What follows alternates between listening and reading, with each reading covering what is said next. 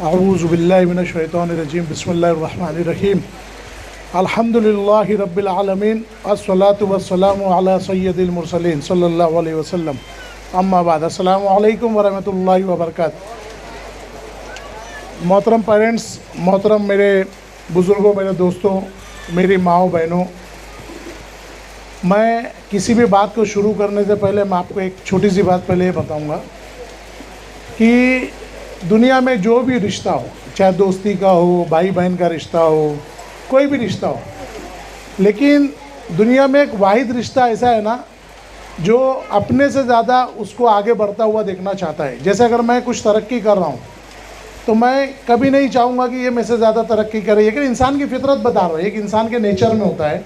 कोई नहीं चाहता कि कोई प्लेयर है तो वो नहीं चाहेगा मेरे से अच्छा कोई प्लेयर आए, कोई बैट्समैन नहीं चाहेगा कि मेरे से अच्छा बैट्समैन आए, कोई बिजनेसमैन नहीं चाहेगा मेरे से अच्छा बिजनेसमैन आए, कोई मुकर्री नहीं चाहेगा मेरे से अच्छा या मेरे से ज़्यादा दौलतमंद कोई हो।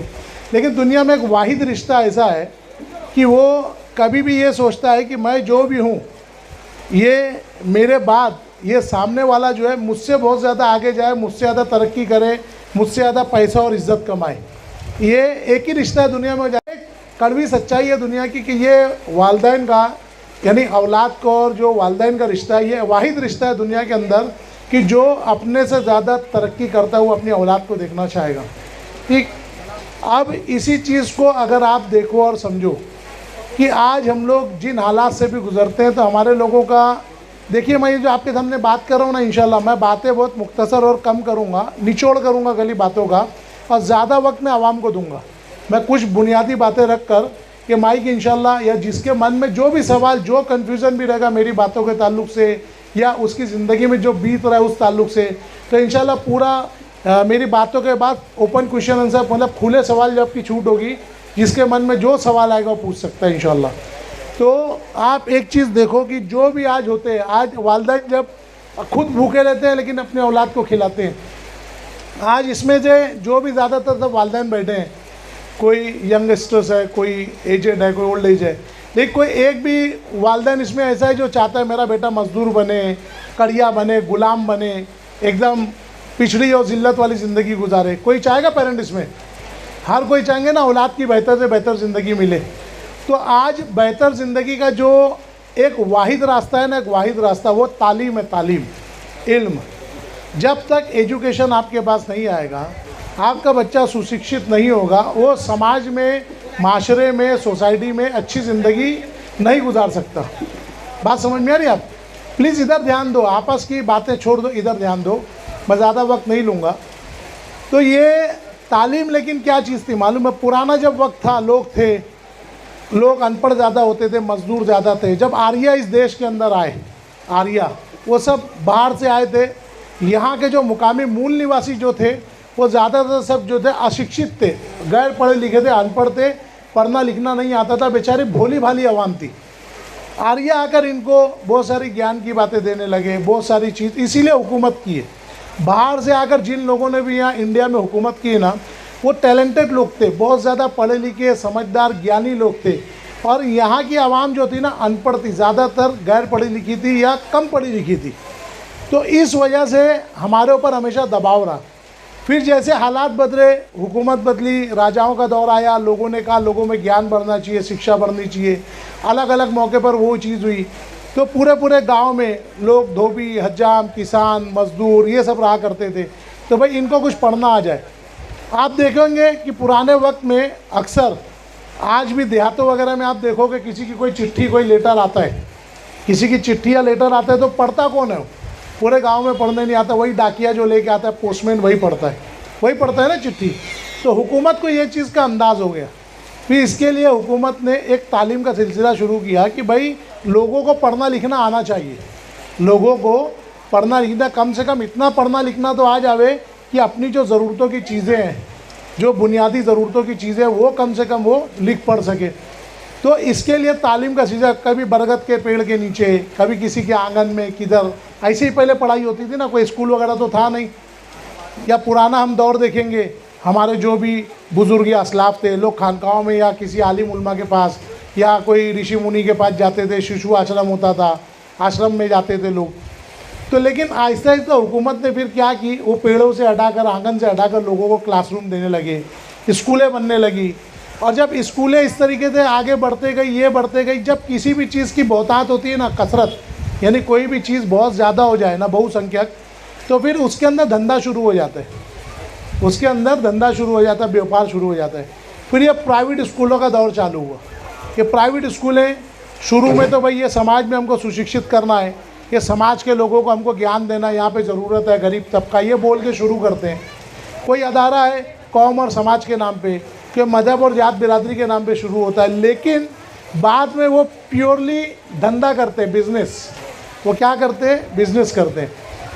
तो एक बहुत ही बुनियादी चीज़ आपको समझना है कि देखो, कोई भी चीज़ या मूवमेंट जब होता है तो उसके लिए हुकूमत उसको एक सिंगल लाइन एजेंडा या एक स्लोगन बनाती है। जैसे अभी देखेंगे ना, ये 15 अगस्त जो गया, 15 अगस्त में हुकूमत ने एक स्लोगन दी थी, हर घर तिरंगा। सुने थे ये चीज़? सबके घर पे ध्वज लहराना चाहिए।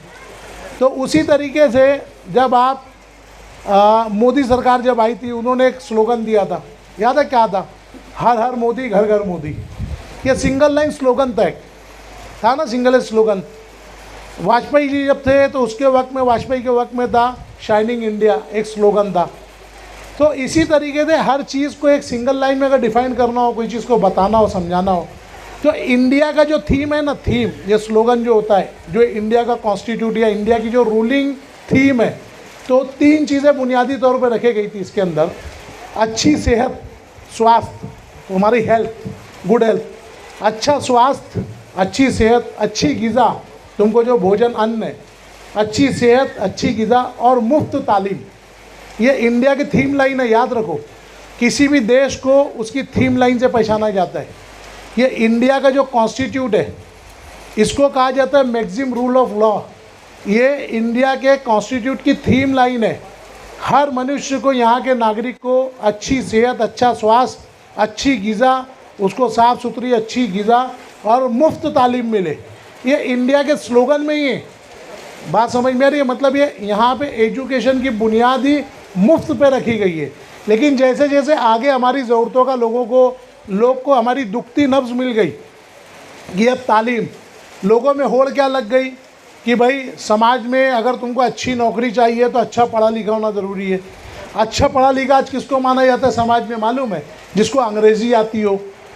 ऐसे ही है ना, एक आदमी हिंदी मीडियम से वो MA कर ले, PhD भी कर ले, तो उसको बोला जाता है भैया है, कड्डा है, मुल्की है। समझ में? मराठी मीडियम से कितना भी अच्छा पढ़ ले, PhD भी रहेगा मराठी मीडियम का, तो बोले क्या घाटी है। बात समझ में आ रही है आपको?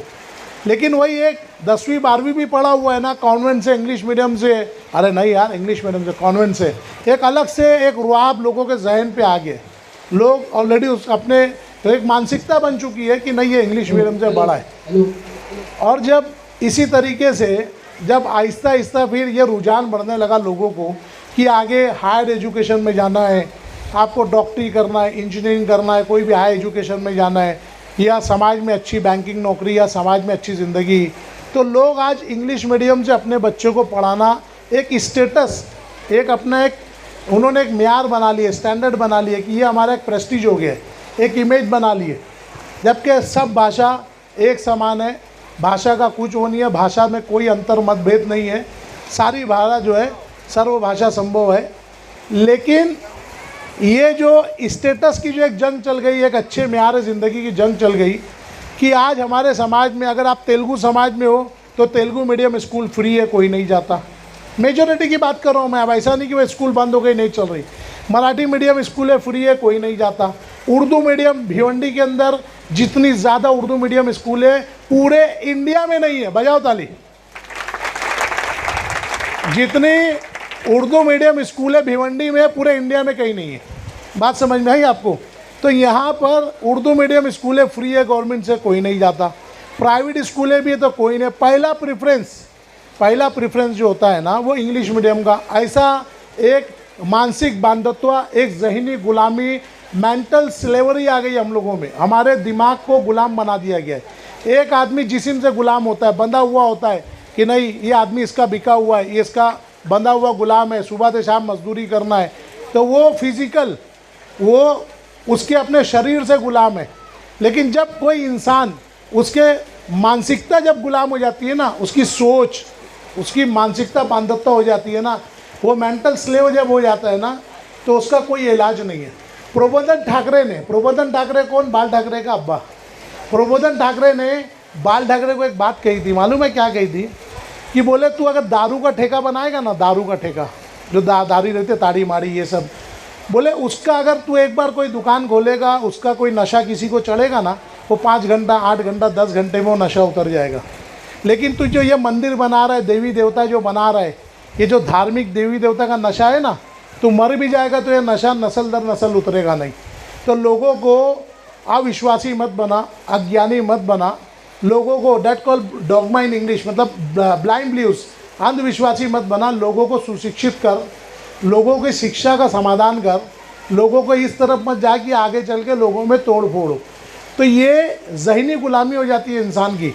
तो आज जो मीडियम का तकाजा कि आज जो मरे जा रहे हैं, हमारे मोहल्ले में ऐसी हर जगह स्कूल है। आज म्यूनसिपलिटी की आज तकरीबन 100 स्कूलें हमारे पास म्यूनसिपलिटी की, म्यूनसिपल कॉरपोरेशन की, लेकिन वो स्कूलों में एडमिशन कंप्लीट नहीं होता। लेकिन वही बाजू में आके कोई कुकुर मुत्ते की तरह कोई आगे टॉडलर खोल ले हुए, जूनियर सीनियर, मतलब प्री स्कूलिंग जिसको बोलते हैं, मतलब जूनियर केजी और सीनियर केजी, ये अगर कोई आकर खोल ले तो वहाँ पर सिर्फ इंग्लिश मीडियम का नाम लग जाए, ऐसी होड़ लग जाती है कि बच्चा यहाँ एडमिशन लेगा तो सीधा अगला कदम जन्नत में। इतना ज़्यादा हम लोगों ने उसको बढ़ावा दे दिया। जो बच्चों को चलना नहीं आता, जो बच्चों को ये नहीं मालूम पेशाब कहाँ करना, पाखाना कहाँ करना, वो बच्चों का हम लोग 15 और 20 हज़ार और 12 हज़ार 10 हज़ार रुपया देते हैं केजी का, जो कि टोटल मुफ्त होनी चाहिए। इसीलिए गवर्नमेंट ने जो एजुकेशन का लेवल रखा है 6 साल रखा है, याद रखो। फर्स्ट स्टैंडर्ड से ये जो जूनियर केजी, सीनियर केजी, इसको ईसेट कहा जाता है। ये ईसेट का कोई तासुर, प्री स्कूलिंग का कोई तासुर हुकूमत ने रखा ही नहीं था। प्रोफेशनलिज्म इतना बढ़ गया कि पिछले 4 साल पहले 2016 में, मतलब 6 साल पहले 2016 के अंदर ईसेट को सिर्फ महाराष्ट्र में मंजूरी है। कहाँ पर? महाराष्ट्र में। महाराष्ट्र के बाहर ईसेट का मतलब होता है अर्ली चाइल्ड केयर एजुकेशन, जो आपको पता है जूनियर केजी, सीनियर केजी। तो ये इतना होड़ बन गई है, 20-20 हज़ार, 15-15 हज़ार, 25-25 हज़ार। यहाँ तक कि अगर मुंबई के आप कॉन्वेंट स्कूलों में जाओगे, जो कॉन्वेंट मिशनरी की जो स्कूल है, बच्चे के बचपन के एडमिशन का 2.5 लाख रुपया है, सालाना फीस 2.5 लाख और 3 लाख रुपया है। ईसेट की बता रहा हूँ, ईसेट एक बार आपने एडमिशन ले लिया तो फिर 10वीं तक 12वीं तक वो बच्चा कहीं जाता नहीं, कहीं आता नहीं। तो अब इस चीज़ की तरफ हम आए कि सबसे पहले तो हमको ज़हनी गुलामी ख़त्म करना है कि भाषा कोई सी भी वो अपनी है, वो सीखने और पढ़ने वाले के ऊपर हो। मच्छी के बच्चे को तैरना नहीं सिखाया जाता। जैसे मैं खुद बजात उर्दू मीडियम का स्टूडेंट हूँ, मैंने उर्दू से तालीम हासिल की। आगे का हायर एजुकेशन उर्दू में नहीं होता, उर्दू में मैंने ग्रेजुएशन भी किया है, लेकिन मैंने अंग्रेज़ी से इंजीनियरिंग भी की है। बहुत सारे सर्टिफिकेशन मैंने इंग्लिश से किया है। तो अल्हम्दुलिल्लाह लैंग्वेज कभी हम लोगों के लिए कभी रुकावट नहीं बनी, कभी कोई ऐसे बाधा नहीं बनी लैंग्वेज। तो सबसे पहले अपने आप को ज़हनी गुलामी से आप लोग आज़ाद करो कि ये स्कूल में पढ़ेंगे तो वैसा, वो स्कूल में पढ़ेंगे तो वैसा। आपकी इसी कमज़ोरी का, इसी दुखती नफ्स का, देखो आप जब जाते हो, किसी को यहाँ हमारी माँ बहनें बैठी है वो समझ सकती है, जब हमारी किसी माँ बहन की डिलीवरी रहती है, उसको बच्चा डिलीवर करना होता है, तो हमारी माँ बहन जब जाती है हॉस्पिटल में तो डॉक्टर उसको कैसे डराता है? कैसे डराता है आपको मालूम है? देखो बच्चे ने पानी पी लिया है, नाल फंस गई है, उल्टा हो गया है, सीधा हो गया, पाखाना खा लिया है, नहीं हुएगा तो मर जाएगी, तुम फैसला करो, माँ को बचाना है कि बच्चे को बचाना है, फ़ौरन करो। नॉर्मल डिलीवरी का करो, मैक्सिमम चार्ज मिलेगा, क्या लेगा? 5,000, 6,000, 7,000। लेकिन वही डिलीवरी जब सीजरिंग हो जाती है, जब उसको काटना, फाड़ना, चीरना पड़ता है, तो 5,000 सीधा कन्वर्ट होता है 80,000, 90,000 में, है ना। सुन वाले को बुलाए थे, सर्जन बुलाए थे, बॉम्बे से बुलाए थे, इधर से बुलाए थे, पूरा एक ड्रामा। तो ठीक इसी तरीके से ये स्कूल वाले भी, जैसे वो आपकी दुखती नस पकड़ते हैं ना, जिसकी बीवी है, जिसकी बेटी है, बच्ची है, बहन है, वो डरा हुआ होता है, बोले नहीं नहीं अरे जान जाएगी, नहीं बचाना है, बच्चे को बचाना है, लगने तो कितना पैसा लगेगा। वो यही तुम्हारी दुखती नफ्स, तुम्हारी ये जो एक बोलते हैं ना, वो शिकार करता है बाकायदा हमारे को। क्या करते हैं? शिकार करते हैं। तो इसीलिए याद रखो, प्राइवेट स्कूल और प्राइवेट हॉस्पिटल ये वो 2 जगह है जहाँ बगैर बंदूक के डकैती होती है, बगैर बंदूक के लूटा जाता है। याद रखो ये दोनों जगह, प्राइवेट स्कूल प्राइवेट हॉस्पिटल, ये डकैती की जगह है। तो वही काम स्कूल वाले आपकी नफ्सियात को पकड़ते हैं, आपकी दुखती नफ्स को पकड़ते हैं कि आप लोग एडमिशन के लिए इतना बौरा जाते हो, वहाँ पर इतना ज़्यादा वो करते हो कि वो आपको फिर हर लम्हा हर मौका वो आपको ब्लैकमेल करते। देखो ऐसा नहीं, आप अगर कल आएंगे तो ऐसा, आज लास्ट डेट है, वो 2-2 महीने एडमिशन चलते रहता है और जिस दिन भी आप जाओगे वो लास्ट डेट रहती है। गौर किया ये चीज़? आप जिस दिन भी जाओगे बोलेंगे आज का आखिरी दिन है, 6 बजे तक का टाइम है, 6 से पहले आओ तो होएगा, और वो 1 महीने से 6 नहीं बजता, 1 महीने से वो 6 ही नहीं बजता, 6 बजे तक होता है। तो जो लोग हमसे जुड़े हुए हैं वो लोग भी इतना झेलने के बाद ये बेवकूफ़ी करते हैं, बोले सर आज आखिरी दिन था, क्या करना हो, फीस मांगे। तो वो आपको, आपके बच्चे की आप वर्कशीट जमा करने जाते हो, आपके बच्चे के आप ओपन डे में जाते हो, रिजल्ट लाने जाते हो, वो क्या बोलते हो, फीस नहीं भरोगे तो नहीं होगा, फीस नहीं भरोगे तो एग्ज़ाम में बच्चा बैठ नहीं सकता, फीस नहीं भरोगे तो वही क्लास में आपके बच्चों को भेज देंगे, फीस नहीं भरोगे तो आपके यहाँ बच्चे के हाथ में एलसी दे दिया जाएगा।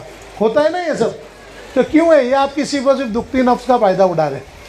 तो इन्हीं सब बातों की वजह से, अब गौर दो, मेरी बात ध्यान दो, ये सब चीज़ें जो हम फेस करते बहुत ज़्यादा, इन्हीं सब बातों की वजह से शुरू से हुकूमत महाराष्ट्र की, मैं हालांकि नेशनल पॉलिसी है, पूरे इंडिया की पॉलिसी, वही मैंने थीम लाइन बताया, अच्छी सेहत, अच्छी ग़िज़ा और मुफ्त तालीम, ये इंडिया की थीम लाइन है, इंडिया का स्लोगन है, कॉन्स्टिट्यूट ऑफ इंडिया की थीम लाइन, बेस है, रू बोलते हैं ना, कंक्लूजन है। लेकिन इन सबों के बाद भी बहुत सारी चीज़ों के अंदर बार बार हुकूमत देखती रही कि लोग लूटते रहे। आज छोटे छोटे बच्चों की 20-20, 25-25 हज़ार, 15-15 हज़ार फीस कर रहे हैं इंग्लिश मीडियम के नाम पर। तो हुकूमत ने बहुत अलग अलग कानून बनाई, जैसे अगर कोई आदमी डकैती करे, चोरी करे, कोई दूसरा काम करता है तो उसकी सज़ा के लिए जो कानून की किताब है उसको आईपीसी बोलते हैं, इंडियन पैनल कोड, ताज़ीदात भारतीय संविधान। तो उसी तरीके से हुकूमत ने ये स्कूल चलाने के लिए स्कूल के कानून की किताब है, ये स्कूल की SS code, secondary school code. ये क्या है? ये मतलब तमाम स्कूलें जो चलती है ना पूरे इंडिया के अंदर, पूरे इंडिया के अंदर, मैं तो सिर्फ महाराष्ट्र की बात बता रहा हूँ आपको, पूरे इंडिया के अंदर इस एसएस कोड के ऊपर, सेकेंडरी स्कूल कोड के ऊपर चलती है, कानून की किताब है। हुकूमत ने पूरा इसको जब आप पढ़ोगे तो पूरा क्लियर कट इसके अंदर बता दिया है कि तालीम का निज़ाम मुफ्त होना चाहिए। जो प्राइवेट स्कूलें जो हुकूमत की तरफ से नहीं चलती, देखो स्कूलें 3 टाइप की होती है, याद रखो आप, गौर से सुनो मेरी माँ, मेरी बहनों, गौर से सुनो भाइयों, स्कूलें 3 टाइप की होती है। नंबर 1 एडेड, एडेड इसको उन स्कूल को कहा जाता है, इसको मराठी में अनुदानित, यानी वो स्कूल है जिसके अंदर टीचर की पगार, स्टाफ की पगार गवर्नमेंट देती है, चाहे कॉरपोरेशन दे या महाराष्ट्र गवर्नमेंट दे या स्टेट का डिपार्टमेंट कोई भी देवे, उसको एडेड कहा जाता है, यानी अनुदानित। दूसरी जो स्कूल होती है ना, अनएडेड होती है, यानी बिना अनुदानित, यानी जिसको हुकूमत या कॉरपोरेशन की तरफ से कोई पैसा नहीं मिलता, फ़ौरन, मेरा वर्ड ध्यान दो, इमीडिएटली नहीं मिलता। बाद में जब वो स्कूल चलने लगती है तो पहले 10% ग्रांट, फिर 50, फिर 60, ऐसे थोड़ा थोड़ा करके ग्रांट आता है। ये टेम्पररी अनएडेड होती है, टेम्पररी, यानी बाद में इसको एड मिलता है, चाहे परसेंटेज वाइज, चाहे आधा, चाहे पौना। सुनेंगे ना, ये टीचर को अभी 20% सैलरी आती है, ये टीचर को 50% सैलरी आती है, तो वो अनएडेड स्कूल होती है। पहली एडेड जिसकी 100% सैलरी हुकूमत देती है, दूसरी अनएडेड जिसकी टेम्पररी तौर पे कोई एड नहीं आता, बाद में थोड़ा थोड़ा करके आता है। तीसरी जो टाइप होती है स्कूल की, एकदम ध्यान से सुनो आप लोग, तीसरी टाइप कायम से बिना अनुदानित, परमानेंटली अनएडेड, जिसको कहा जाता है सेल्फ फाइनेंस। ऐसी स्कूल जिसको गवर्नमेंट की तरफ से कभी कोई इमदाद नहीं मिलेगी। बात समझ में आई मैं क्या बोल रहा हूँ? पहली जिसको गवर्नमेंट से इमदाद मिलती है उसका तो कोई सवाल ही नहीं उठता फीस वगैरह का। दूसरी जो अनएडेड है, जो टेम्पररी जिसको इमदाद नहीं है, बाद में थोड़ी थोड़ी करके मिलती है, उसको भी फीस लेने का कोई तसव्वुर नहीं है। क्यों नहीं है मैं भी आपको बताऊंगा। तीसरी जो होती है ना, जिसको कभी कोई इमदाद गवर्नमेंट से नहीं मिलेगी, सेल्फ फाइनेंस, परमानेंटली अनएडेड। ये तमाम बातें अभी जो अपन करेंगे, जो बातें अभी होगी, जैसे बाजू में आपके ग्लोरी स्कूल है, ये परमानेंटली अनएडेड है, इसको कभी गवर्नमेंट से इमदाद नहीं आएगी। अपन ऐसी स्कूलों के ताल्लुक से बात करेंगे। बात समझ में आई? जो एडेड है वो फीस नहीं ले सकती, अनएडेड वो भी फीस नहीं ले सकती। क्यों नहीं ले सकती अब भी बताऊंगा। तीसरी जो परमानेंट अनएडेड है वो भी फीस कितनी ले सकती है, क्या ले सकती है, किन शर्तों पे ले सकती है, उस पर बात करेंगे। पहले एडेड बता दिया, अनएडेड पे आ जाओ। अनएडेड जो स्कूल होती है वो सैलरी क्यों नहीं ले, फीस क्यों नहीं ले सकती, आपको मालूम है? क्योंकि हुकूमत जब आपको कोई स्कूल चलाने का परमिशन देती है ना, कोई भी गवर्नमेंट, कोई भी कॉरपोरेशन या अदारा, कोई डिस्ट्रिक्ट कलेक्टर जो परमिशन देता है, उसके शर्त होती है। उसकी पहली शर्त क्या होती है मालूम है? स्कूल वही आदमी, वही सोसाइटी, वही संस्था चलावे जो पैसे में मजबूत हो, जो वो अदारा मुफ्त में एरिया में लोगों को जो शिक्षा देनी है वो शिक्षा देने की ताकत उसके अंदर हो, और वो मुफ्त में लोगों को शिक्षा देवे। भूखे नंगे लोगों को कि मैं इनसे कमाऊंगा, इनसे चलाऊंगा, इन्हीं के पैसे में मेरा घर भी चलाऊंगा, वैसे लोगों को स्कूल खोलने का अलाउ ही नहीं है। देखो हुकूमत ने कितना आप लोग के साथ किया है। ऐसे लोगों को अलाउ ही नहीं है स्कूल चलाने का, ऐसी संस्था का जो फाइनेंशियली साउंड ना हो। ये जीएस कोड का कानून है, ये जीएस कोड का कानून है कि वही संस्था, वही अदारा स्कूल चला सकता है जो फाइनेंशियली साउंड हो, मजबूत हो, स्ट्रांग हो। इसीलिए जो अनएडेड स्कूल है वो भी फीस नहीं ले सकती। तीसरी जो आती है ना, परमानेंट जो अनएडेड है, जैसे बड़ी बड़ी जो भी स्कूल, हॉली मेरी ले लो, नेशनल ले लो, तुम्हारी ग्लोरी ले लो, और भी बहुत सारी, हमारी कोकन मुस्लिम एजुकेशन सोसाइटी जो है केमीएस, ये स्कूल ले लो, ये परमानेंटली अनएडेड है। इनको कभी ज़िंदगी में हुकूमत से कोई इमदाद नहीं, इसको कहा जाता है सेल्फ फाइनेंस, यानी खुद के पैसे के ऊपर जो स्कूल चलती है। अब इन स्कूलों के ताल्लुक से जब भ्रष्टाचार बढ़ते गया, जितने भी प्राइवेट लोग रहते ना, वो यही स्कूल की आड़ में अपना गेम करते थे। अब जब इन स्कूलों का जब मामला चलते गया और एक एक बातें जब आगे बढ़ते गई, तो हुकूमत ने इसके ऊपर अंकुश लगाया। अंकुश तो सबसे पहले ये 1977 के अंदर ये कायदा जो है ना, एसएस कोड की कोई भी प्राइवेट स्कूल किस तरीके से चलाए, क्या चलाए, कैसे मुफ्त चलाए, और अगर उसको फीस लेना भी है तो किस तरीके से एकदम कम से कम फीस में वो चला सकती है, ये कायदा दिया। और ये 1979 के अंदर लागू हुआ। फिर उसके बाद आहिस्ते आहिस्ते इसमें अमेंडमेंट हुआ, सब हुआ, फिर भी भ्रष्टाचार बढ़ते गया। जब बहुत ज़्यादा शिकायतें आने लगी, जैसे 1996 के अंदर हाई कोर्ट के अंदर खुद हमारे सीनियर्स ने, हम लोगों ने पिटीशन फाइल की थी हाई कोर्ट के अंदर 1996 के अंदर, यही फेयरनेस फॉर एजुकेशन के लिए ये बाकायदा पिटीशन फाइल हुई थी। तो उसके ऊपर ये सब बहुत सारे कानून, जिसके ऊपर अभी अपन बात करेंगे पीटीए, तो ये कानून जब आहिस्ता आहिस्ता जब बढ़ने लगा, आगे बढ़ा, फिर भ्रष्टाचार बढ़ा, तो 2009 के अंदर, याद रखो जो आपको तारीख बता रहा हूँ, 2009 के अंदर हुकूमत महाराष्ट्र ने एक स्ट्रॉन्ग स्टेप लिया, एक बहुत सख्त स्टेप लिया, और उन्होंने एक कमेटी गठित की जो इंक्वायरी करेगी, एक कमेटी।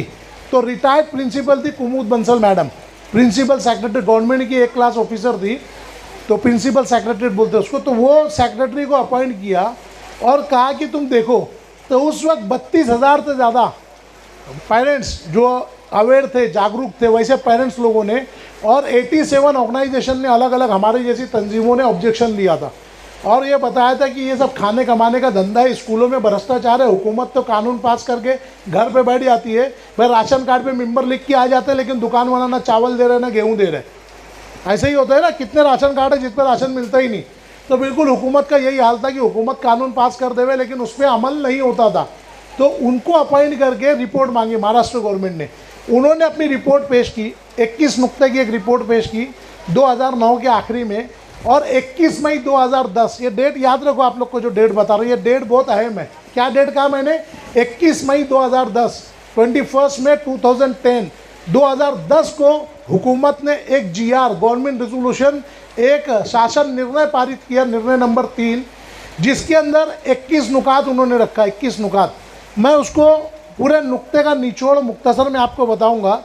उसके बाद ये 21 मई 2010 का जो जीआर पास हुआ, ये जीआर की सबसे बड़ी खूबी क्या थी मालूम है आपको? देखो पहले सबसे पहली चीज़ बताता हूँ, इसका पहला जो पॉइंट पास हुआ ना, वो क्या पास हुआ मालूम है? कोई भी स्कूल जो अनएडेड की बात करो, एडेड, अनएडेड और परमानेंटली अनएडेड जो है, जो हमारी ऐसी प्राइवेट स्कूल है, इनकी बात कर रहा हूँ, ये किसी भी चीज़ को छुपा नहीं सकती, किसी भी चीज़ को छुपा नहीं सकती। इसको हर चीज़ ओपन रखना है। किसी को कोई चीज़ चेक करना है, कोई हिसाब किताब चेक करना है, कोई भी बातें, हुकूमत की कोई पॉलिसी जो आई है या स्कूल कोई पॉलिसी डिज़ाइन की है, ये पूरी बातें उनको शो करना है। ट्रांसपेरेंसी रखना है, पारदर्शिता। पहले ही कानून ये पास हुआ।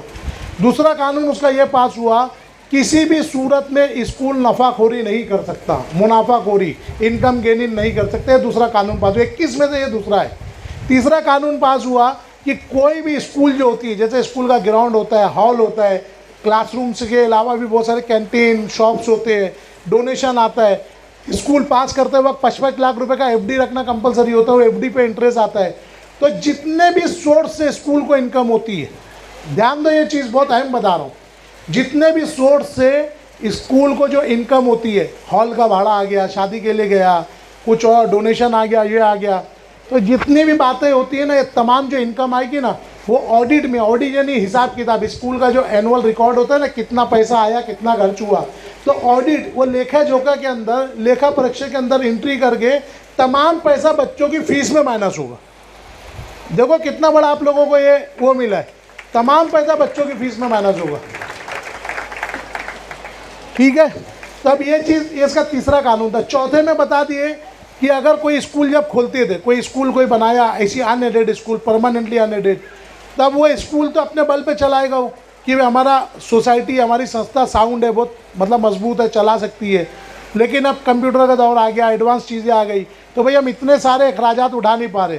तो फिर वो संस्था को हुकूमत ने कुछ वो दी कि भाई तुम इतनी माइनर फीस लो कि जो तुम्हारे को ऊपर के खर्चे, वो खर्चे तुम बच्चों की जितने रहेंगे बच्चे, इसी कानून के अंदर बता दिए कि जो भी बच्चे रहेंगे उनसे तुम इन, यहाँ तक के चौक और डस्टर का भी पैसा इंक्लूड किए। आगे जो चौथा कलम उसकी दिया है ना, कलम के अंदर दिया है कि अगर परमानेंटली नॉन एडेड स्कूल है तो वो ये चीज़ का खर्चा ले सकता है। वो जीआर की कॉपी इंशाल्लाह हमारे इमरान भाई जो अभी यहाँ पर ग्रुप बनाएंगे, आप लोग का यहाँ पे पेरेंट्स का एक इंशाल्लाह बना हुआ है, नई बस्ती का ग्रुप बना हुआ है। तो तमाम पेरेंट्स से पहले मैं बात रोके वो कह रहा हूँ कि आप जाने से पहले इमरान भाई का जो नई बस्ती का पीटीए ग्रुप बना हुआ है, पीटीए, वो ग्रुप याद से ज्वाइन कर लेना। तो पीटीए क्या है, अब भी नेक्स्ट वही पे आ रहा हूँ मैं। तो ये पीटीए ग्रुप ज्वाइन करना, तो अपडेट गवर्नमेंट के जो कानून, जो बातें, जो चीज़ें जो भी रहेंगी आपको वो व्हाट्सएप ग्रुप में इंशाल्लाह इमरान भाई लोग की तरफ से आप लोगों को आ जाएगी पूरी चीज़ें। तो ये उन्होंने चौथे पाँचवें कानून में ये चीज़ पास की, क्या ले सकते क्या नहीं। उसके बाद उन्होंने छठा जो कानून जो इसके अंदर पास किया, मेन क्या किया आपको मालूम है?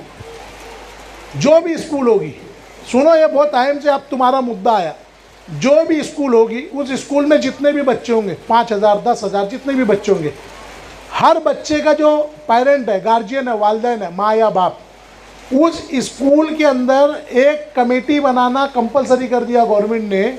वो क्लास टीचर और तमाम पेरेंट्स के जो तमाम पेरेंट्स वहाँ के बच्चों के, उनको लेकर पेरेंट्स टीचर एसोसिएशन, पालक शिक्षक संघ, टीचर वालिदैन की तंजीम ये कंपलसरी कर दी हर स्कूल के अंदर कि हर स्कूल को साल जैसी शुरू होगा, पहले ही 1 महीने के अंदर विदिन 30 डेज स्कूल खुलने के पीटीए फॉर्म करना, यानी पेरेंट्स टीचर एसोसिएशन बनाना कंपलसरी हो गया।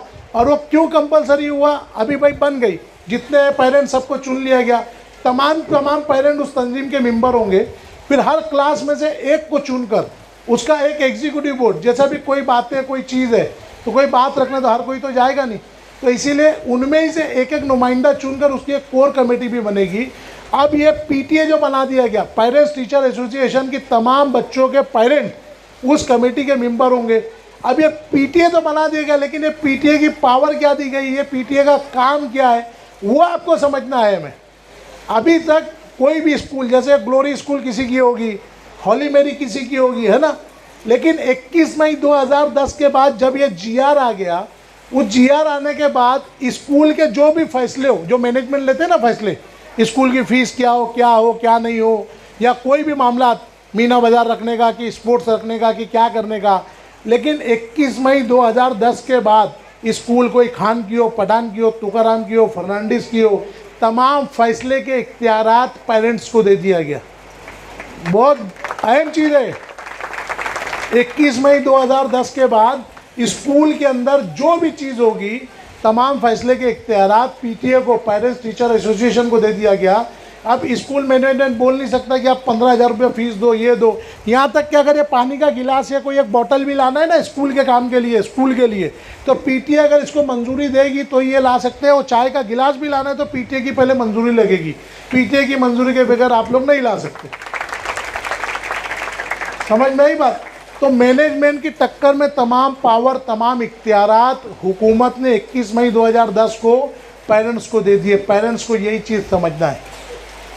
कहीं पर भी जो आपको बोलते खड़ा रखते, एग्ज़ाम नहीं देने देते, वो नहीं करने देते, तो आपको अब तमाम की तमाम स्कूलें जो महाराष्ट्र के अंदर है, पूरे महाराष्ट्र में, भिवंडी की बात नहीं कर रहा हूँ, पूरे महाराष्ट्र की जुरिस्डिक्शन के अंदर जो भी स्कूल आती है, वहाँ पर हर कोई पेरेंट एक डिमांड रखे। सबसे पहला डिमांड कि आप पहले पीटीए लागू करो। पीटीए के हिसाब से जो फीस तय होगी, पीटीए जो मंजूरी देगी, फीस को 1 रुपया देगी, 1 लाख रुपया देवे, वो फीस हम भरेंगे। पहले आप पीटीए लागू करो। समझ में आई बात? तो ये इख्तियार आपके हाथ में आ गया। अब ये पीटीए की मैंने पावर आपको बता दिया। उसका तरीक़ाकार क्या होता है कि बताया ना, जितने पेरेंट है वो सब मेंबर होंगे पीटीए के, जो क्लास टीचर है वो मेंबर होगी पीटीए की। अब उसके अंदर जैसे कोई शिकायत करना है, तब कोई स्कूल है, समझो 8000 पेरेंट है या 6000 पेरेंट है, अब वो बात पूरा 6000 तो हर जगह जाएंगे नहीं ना, तो इसीलिए इसके अंदर एक साल के लिए एग्जीक्यूटिव कमेटी बनाई गई। एग्जीक्यूटिव कमेटी कि हर क्लास में से एक पेरेंट को, जो क्लास के लोग जिसको चुनेंगे, जिसको क्लास के लोग चुनेंगे, वो पेरेंट आएगा और वो तुम्हारी क्लास की तरफ से, अब जितनी भी क्लास, जितनी भी डिवीज़न है, 5वीं, तो 5वीं एक तो नहीं होती, A B C D कई डिवीज़न होती है, तो हर डिवीज़न से एक पेरेंट एग्जीक्यूटिव कमेटी का, कोर कमेटी का मेंबर होगा। हर पेरेंट कोर कमेटी का मेंबर होगा।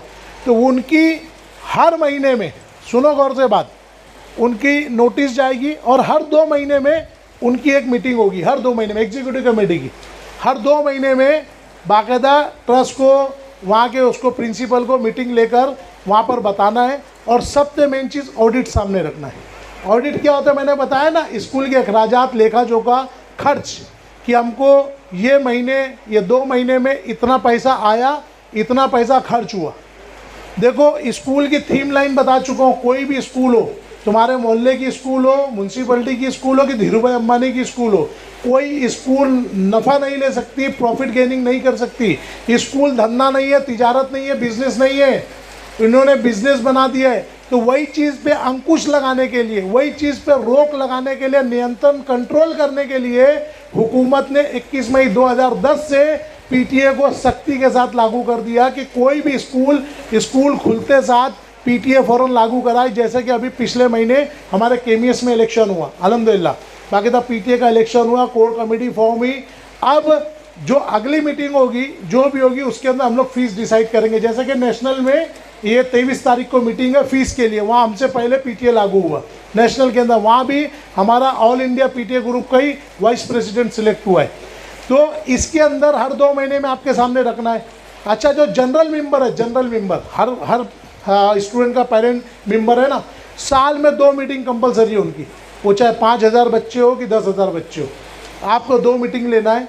और वो जनरल मेंबर्स के ही इख्तियार में दिया हुआ है स्कूल की फ़ीस, अखराजात कितने होते हैं, उस हिसाब से फ़ीस क्या डिसाइड की जाए। अभी जो स्कूल हम लोगों ने, देखो मेरा एक चैनल है नवीद बेताब के नाम से, चैनल पूरा इंजीनियर नवीद बेताब के नाम से है।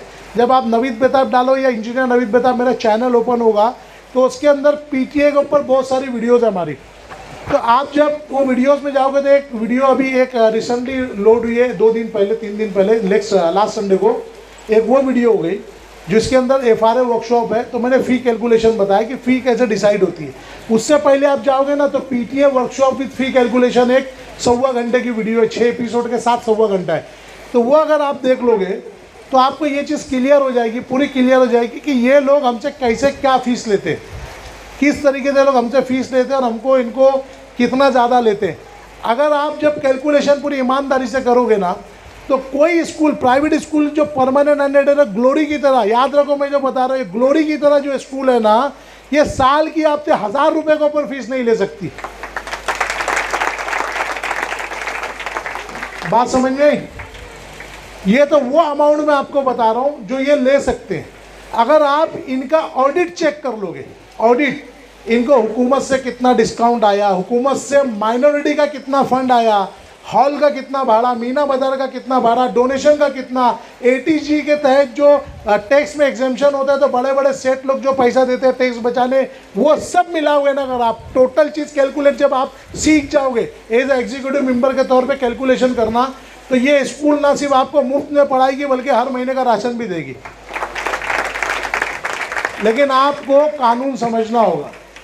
हमारे पेरेंट्स का होता क्या है, हमारे भाई लोग मेहनत करते हैं, सब बैठते, इमरान भाई जैसे लोग, इमरान 10 बातें तुमको बताएगा, लेकिन पेरेंट्स यहाँ आके 100 बात करेंगे, लेकिन वहाँ जाके उनके मुंह से 2 अल्फाज नहीं निकलता। बोले वो प्रिंसिपल की ऑफिस में प्यून जाने दिया नहीं, वो टीचर भगा दी, वो खड़ा रखी। ये जो जहनी गुलामी जो शुरू किया था ना, बांधवत्व, मानसिक बांधवत्व, तुमको जिस दिन ये एहसास हो गया, ये स्कूल जो है ना, स्कूल वो तुम्हारे से, तुम स्कूल से नहीं हो। ये स्कूल को परमिशन इसी बिना पे मिला है कि आप लोगों को यहाँ पढ़ाई की ज़रूरत थी। अगर आप लोग ये स्कूल जाना बंद कर दोगे, इसका परमिशन रद्द हो जाएगा। इसको गौर करो आप। स्कूल आपके लिए, आप स्कूल के लिए नहीं हो। स्कूल आप लोगों के लिए, आप स्कूल के लिए नहीं हो। तो अपने हुकूक आप जब जान लोगे एक बार, आपको ये चीज़ समझ में आ जाएगी कि आपको क्या क्या चीज़ें हुकूमत ने दी है। देखो अभी जैसे इमरान ने कहा ना आपके सामने कि भाई इन लोगों ने काम किए, तो ऐसे नहीं आपके सामने आके खड़े होके बोल दिया फिर चले गए, घर भाग गए। इसके लिए अल्हम्दुलिल्लाह हमारी पूरी टीम ने बहुत काफ़ी मेहनत की, सब की। तो आप लोगों को तो जैसे हुकूमत ने हमको कानून बना के थाल में सजा के दे दिए कि भैया खाना है अब आपको खाओ, उड़ के तो जाएगा नहीं मुँह में। देखो बच्चा भी जब तक रोता नहीं, माँ दूध नहीं पिलाती। सही है, मेरी माँ ही बैठे हैं सब, बच्चा जब तक रोता नहीं आप लोग दूध पिलाते हो क्या? तो ये चीज़ सोचो, जब तक आप लोग रोगे नहीं, मतलब अपने हक के लिए बोलोगे नहीं, कोई आपकी सुनेगा नहीं। जंगल में मोर नाचा किसने देखा? आपको एक यूनिटी कायम करनी होगी। यहाँ पे हमारे इमरान भाई ने प्लेटफॉर्म बनाया, उनके प्लेटफॉर्म से जुड़ो, पीटीए के प्लेटफॉर्म से जुड़ो आप लोग। हम लोग आपके साथ हैं, पूरा आपका साथ देंगे। हर जगह यूनिटी में आप लोग जाओ। जब यूनिटी में जाओगे तो हर चीज़ देखो, एक बोला ना अफरादी कुव्वत, नफरी पावर, जंग जो शक्ति होती है ना, जन शक्ति, वो बहुत अहम होती है, बहुत ज़्यादा अहम होती है। अभी एक 100 किलो वजन है, 100 किलो का बार है, बोझ है। मैं किसी एक हमारी यहाँ पे बहन को, माँ को, खाला को बोलूँगा 100 किलो उठा पाएगी वो 100 किलो? लेकिन वही 4 लोग मिल जाएंगे तो 100 किलो उठ पाएगा कि नहीं उठ पाएगा? और वही 100 किलो, वही 100 लोग मिल के उठाएंगे तो एक के हिस्से में 1 ही किलो बैठेगा ना। तो देखो पहले एक चीज़ तो समझ लो, पीटीए का कानून कैसा है मालूम है? एक अकेला पेरेंट भी अगर लड़ गया, खड़ा हो गया, तो उसको कोई दुनिया की ताकत हरा नहीं सकती है। कानून इतना मजबूत है। लेकिन अफराद जुड़ने की सिर्फ इसलिए आप लोग से रिक्वेस्ट या आप लोगों से इल्तिजा है कि जब मैंने मिसाल दिया ना कि वो 100 किलो जब 100 लोग उठाएंगे तो एक के हिस्से में 1 किलो का ही बोझ आएगा। तो सब मिल के करेंगे तो जो काम एक अकेला आदमी लड़ के वो 5 महीने, 6 महीने या साल भर में करेगा, आप लोग की अगर पावर मिल गई तो वही काम हफ्ते भर में हो जाएगा। ये आप लोग का बोलने का मेरा मेन मकसद है। तो ये चीज़ जब हम आप लोग के सामने बोला ना, हुकूमत ने जब पका के दिए, वैसे हम भी आपके सामने पकी पकाई चीज़ लाए हैं। क्या लाए मालूम है आपको? ये जितनी बातें मैं आपको बताया, या बोला, तो ये ऐसा नहीं कि आपको नए सिरे से शुरू करना है, जाके बोलना है। अल्हम्दुलिल्लाह ये 7 जून जो गया, 7 जून यानी कि अभी से 1.5 महीना पहले, ये 7 जून को ऑलरेडी भिवंडी की तमाम स्कूलों के अंदर शिक्षण मंडल की तरफ से ये लेखी में ऑर्डर हर स्कूल को मिल गया पीटीए लागू करने का। आप बच्चों से, अभी देखो मैं एक छोटी सी मिसाल आपको देता हूँ, एकदम छोटी मिसाल। अभी आप जब आपके बच्चे का एडमिशन करने जाते हो ना आप एडमिशन को, तो सबसे पहले आप एडमिशन के लिए बच्चे को गए तो क्या चीज़ मिलती है आपको? फॉर्म लाते हो ना। फॉर्म कितने का देते हो लोग? 200 रुपया। और ठीक, देखो मैं आपको इसके अंदर 2 बातें पूछता हूँ। देखो कोई भी स्कूल जो होती है ना, स्कूल, उसकी एक कैपेसिटी होती है कि अगर उसको समझो वो केजी का एडमिशन ले रहा है, पहली का एडमिशन ले रहा है, तो उसकी एक लिमिट होती है कि भाई तेरे को 100 बच्चे का दाखला लेना है, 200 का, हर एक का कोटा होता है ना। अब ऐसा थोड़ी कि कोई भाई तो एक साथ 10,000 बच्चे ले सकता है केजी में, हर स्कूल की अपनी एक लिमिट है ना। तो वो लोग जो फॉर्म देते हैं 100 या 200 या 500 जितने में भी देते, 200 में ही देते। तो अब वो लोग कितना फॉर्म, अगर उनको 100 बच्चों का एडमिशन लेना है तो फॉर्म कितना बांटते हैं वो लोग? 1000, 2000, ठीक। अब एडमिशन कितना लेना है वो 2000 में उनको? खाली 100 बच्चे, फॉर्म बांटे उन्होंने 2000। सबसे पहले तो ये सोचो कि अगर वो 200 रुपये का भी एक फॉर्म दे रहा है और उसने 1000 बच्चों को बांटा है तो 2 लाख रुपये हो गया फॉर्म का। है ना। अच्छा, वो 1000 में से 900 बच्चों को तो कंफर्म एडमिशन नहीं मिलना है, मिलना 100 को ही है ना, खाली जो कोटा है 900 बच्चों को नहीं मिलना है। वो 900 बच्चों का 1,80,000 हराम का वो लेकर रख लिया। पहली चीज़ तो हुकूमत ने इसके ताल्लुक से भी एक गाइडलाइन पास की। देखो, मैं एकदम छोटी सी मामूली बात बता रहा हूँ आपको, गाइडलाइन पास कर दी। सबसे पहली बात कि जितने बच्चों का दाखला लेना है, जितने बच्चों का दाखला लेना है, उससे एक फॉर्म ज़्यादा नहीं बांट सकते। समझ में आई बात। अगर 100 बच्चों का दाखला है तो 100 ही फॉर्म बांटना, 101 फॉर्म नहीं बांट सकते, पहली बात। अब जब जितने बच्चे हैं उतना ही फॉर्म बटेगा, तो ये जो लिस्ट का ढोंग करते हैं, पहली लिस्ट लगी, दूसरी लिस्ट लगी, चौथी लिस्ट लगी, तो जब उतना ही टोटल फॉर्म बटेगा तो लिस्ट का कोई ड्रामा, कोई नाटक रहेगा? क्यों नहीं रहेगा? टोटल जितना फॉर्म था उतने बच्चे, ठीक। ये डोनेशन लेने के लिए ये लोग ये नाटक करते हैं। देखो, लिस्ट में नाम नहीं आया, जैसे बोला ना, डॉक्टर डराता है बच्चा मर जाएगा, माँ मर जाएगी, आदमी वो होता है, या अब भी फीस भरो शाम में 6 बजे तक, तो ये डराता है। देखो, लिस्ट में नाम नहीं आया, मैनेजमेंट कोटा भी फुल है, ले लो, इतना डोनेशन नहीं तो नहीं। तो पहले ही हुकूमत ने कानून क्या पास कर दिया, जितनी कैपेसिटी, जितना कोटा है उतना ही फॉर्म तुमको देना है, उससे एक ऊपर नहीं बांट सकते। दूसरा कानून क्या पास किया मालूम है? फॉर्म का 1 रुपया भी नहीं ले सकते, 1 रुपया नहीं ले सकते फॉर्म का। ये आप लोगों के हाथ में अल्हम्दुलिल्लाह हम लोगों ने पास करा के भिवंडी की तमाम स्कूलों में, ये भिवंडी की तमाम स्कूलों के अंदर ये चीज़ पहुंच चुकी है। ऐसा नहीं कि नहीं, ये 7 जून को भिवंडी की तमाम स्कूलों में बहुत सारी बातें इसके अंदर एक के बाद एक के बाद एक सब आपको जब आएंगी। इसी के अंदर मैं आपको और 1-2 छोटी छोटी वे, इसका आउटवर्ड नंबर है 381, याद रखो। कोई स्कूल में अगर नहीं बता पाया तो 381 आउटवर्ड नंबर। ये अल्हम्दुलिल्लाह ये इमरान भाई के ग्रुप में आप लोग ज्वाइन होंगे ना, तो इसकी कॉपी ऑलरेडी है।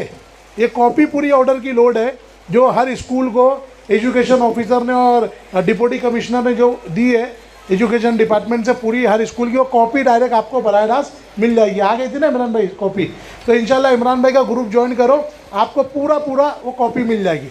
अभी एक और चीज़ें आपको, जैसे पीटीए का कंपलसरी कर दिया उन्होंने, पीटीए का कंपलसरी कर दिया कि भाई पीटीए लागू करना है, पीटीए ही फीस तय करेगी। ये लिख के गया उनको, जो भी तय करेगी वो पीटीए फीस तय करेगी, दूसरा कोई फीस तय नहीं कर सकता। ये उन्होंने कंपलसरी की। अब एक छोटी सी चीज़ मैं आपको इसके अंदर, देखो मैं बातें करूंगा तो बहुत ज़्यादा हो जाएगी, आप लोग के पास भी टाइम कम है, वक्त का तकाजा, और मैं आपको माइक हैंड ओवर करूँगा, आप लोग को सवाल करना है। तो एक छोटी सी बात है, आप कोई भी स्कूल में जाते हो तो वहाँ पे बैग, कॉपी, किताब, मोजा, बस्ता सब आपको लोग बोलते हैं ना, लो, यही बोलते हैं, हर स्कूल बोलती है हमसे लो। अब नॉर्मली कोई चीज़ आप जब लेते हो वहाँ से, वही चीज़ मार्केट में ड्रेस आपको 500 का मिलता है, स्कूल वाले 800 का, 1000 का देते हैं, ऐसे ही है ना। वहाँ से लेना कंपलसरी है, जो उनकी चीज़ें। ऑलरेडी हुकूमत ने कानून पास कर चुकी है, 7 जून को हर स्कूलों में पहुँच चुका है। 2 गाइडलाइन उसके ताल्लुक से जारी कर दी हुकूमत ने, 2 गाइडलाइन। नंबर 1, स्कूल को अगर कोई भी चीज़ देना लेना है, कोई भी चीज़ स्कूल को, यूनिफॉर्म देना है, बैग देना है, कॉपी किताब देना है, तो नंबर 1 मार्केट रेट से ज़्यादा में नहीं दे सकती। नंबर 1 बात समझ में आ रही है? मार्केट रेट है, अभी वो ड्रेस समझो मार्केट में 500 गए और स्कूल वाले 800 में नहीं दे सकते, 500 1 रुपये में नहीं दे सकते। ये पहली गाइडलाइन सुनो आप, मेरी माँ बहुत गौर से सुनो आप। पहली गाइडलाइन क्या दी है कि मार्केट रेट से ज़्यादा में आप नहीं दे सकते। अब दूसरी गाइडलाइन उससे ज़्यादा अहम है, सुनो गौर दे। अब एक मार्केट में कोई ड्रेस 500 का कोई दुकान वाला बेच रहे, तो वो ड्रेस क्या वो 500 का होगा क्या? वो भी तो 100-200 मुनाफा रख रहा होगा ना, उस पर 100-200 मुनाफा रख रहा होगा ना। हुकूमत ने वो भी कंपलसरी कर दी। एक तो मार्केट रेट से ज़्यादा में नहीं बेच सकते, दूसरा अगर स्कूल को कोई भी सामग्री, कोई भी चीज़, कोई भी सामान बेचना है तो उसकी लागत में बेचना है, लागत के भी 1 रुपये में नहीं बेच सकता। ये 7 जून को तमाम स्कूलों में पहुंच चुका है, मेरी माँ मेरी बहनों, तमाम स्कूलों में पहुंच चुका है। 7 जून को ये लेखी आदेश पहुंच चुका है। तो ये कितनी बड़ी चीज़ है, ये कितनी बड़ी चीज़ है कि हमको हर चीज़ हो गई। खाली हम मुंह खोल के बोल नहीं रहे, वो बच्चा भी छोटा है, भूख लगती है तो रोता है ना, हमको भूख कब लगेगी? हमारे हुकूक की हमको भूख कब लगेगी? अपने हक को पहचानो। स्कूल को कंपलसरी शर्त लगा दी गई है, सामान एक ही शर्त पे, इसको एक लफ्ज़ में बोलेंगे ना तो कहा जाता है नो प्रॉफिट नो लॉस, ना तोटा ना नफ़ा, इसको मराठी में कहा जाता है। कोई प्रॉफिट नहीं ले सकते, कोई लॉस नहीं। तुमको देना है तो जो लागत, अगर ये कपड़ा 300 में बन रहा है तो मैं 301 रुपया नहीं ले सकता, ये कानून स्कूल पे सख्त है। नहीं तो जिसको जहाँ से लेना है वो लेगा, तुमको बेचने की कोई ज़रूरत नहीं। अगर तुमको बेचना है तो मुद्दल रेट अपनी ज़बान में बोलते हैं ना, लागत जितने पैसे की उतने ही पैसे में आपको देना, चाहे वो नोटबुक हो, कॉपी किताब हो, जूता हो। पहली शर्त तो क्या थी कि मार्केट से ज़्यादा नहीं, तो उसमें भी स्कूल वाले खुश हो गए कि भाई दुकान वाला भी तो कुछ मुनाफा रख रहा है ना। लेकिन अगली शर्त क्या लगा दी उनके ऊपर कि अगर स्कूल वालों को बेचना है तो मुनाफा तो छोड़ दो, अगर वो मुद्दल में देते हैं लाकर, जो ऑलरेडी जो उसकी लागत है, तो बेचो, नहीं तो नहीं। फिर बोलो 7 जून को ये सब चीज़ें पहुंच चुकी है। हर स्कूल के अंदर कंपलसरी हो गया है कि आपके बच्चे की सिक्योरिटी क्या है, कैसे हो, बच्चों को कोई हो तो क्या, जो ज्यूरिसडिक्शन के अंदर वो स्कूल होगी पुलिस स्टेशन की हद में, उस पुलिस स्टेशन के एक काका या दादा, मतलब कोई एक सीनियर ऑफिसर का या सीनियर मेजर का नंबर बोर्ड पे लिखना बच्चों को 1098 जो कंप्लेंट नंबर गवर्नमेंट का है, वो कंप्लेंट नंबर बड़े बड़े अक्षरों में बोर्ड पे लिखना कंपलसरी हो गया है।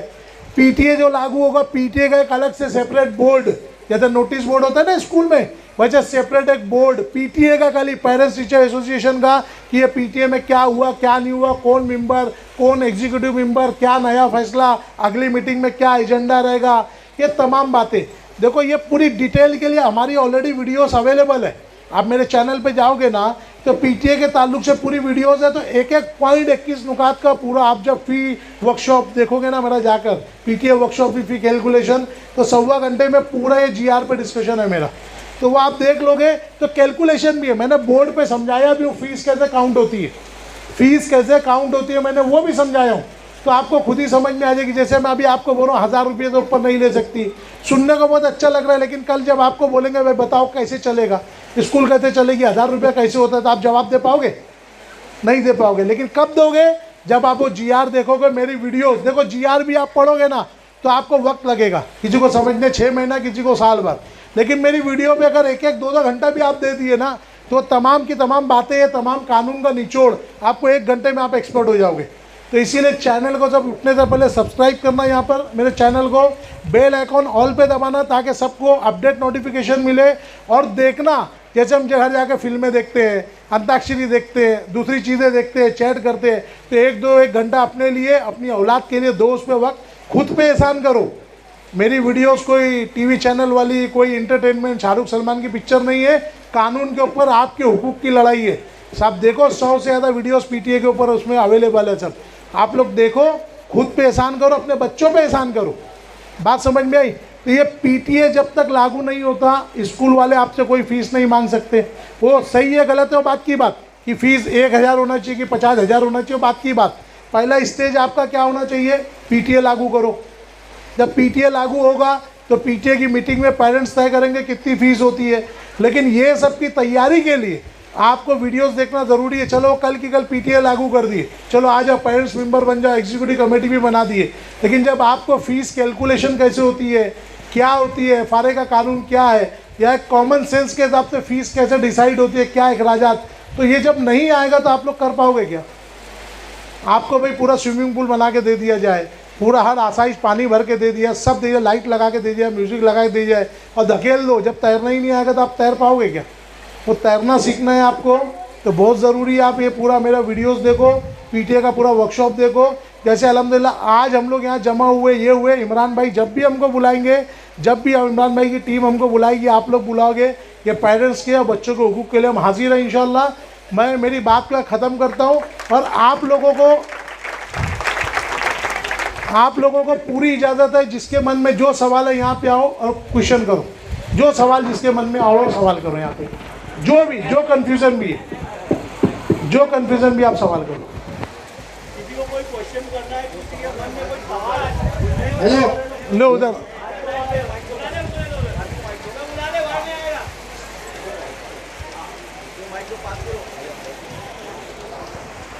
या अल्लाह मेरे मालिक, बिस्मिल्लाह। जिसके मन में जो भी सवाल है बच्चों की सेफ्टी के ताल्लुक से, कोई भी सवाल आप कर सकते हो। वालेकुम अस्सलाम रहमतुल्लाहि व बरकातहू।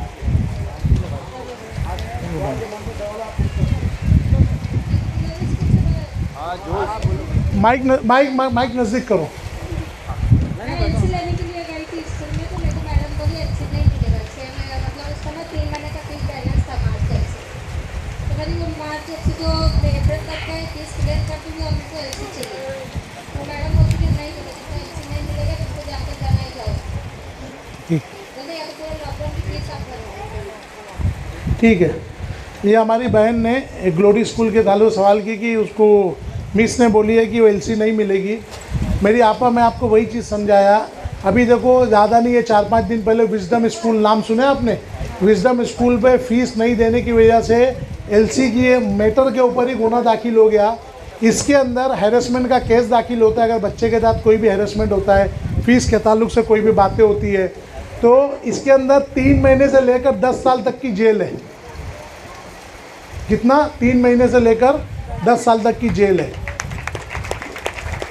लेकिन आपको ये कब समझ में आएगा मालूम है आपा?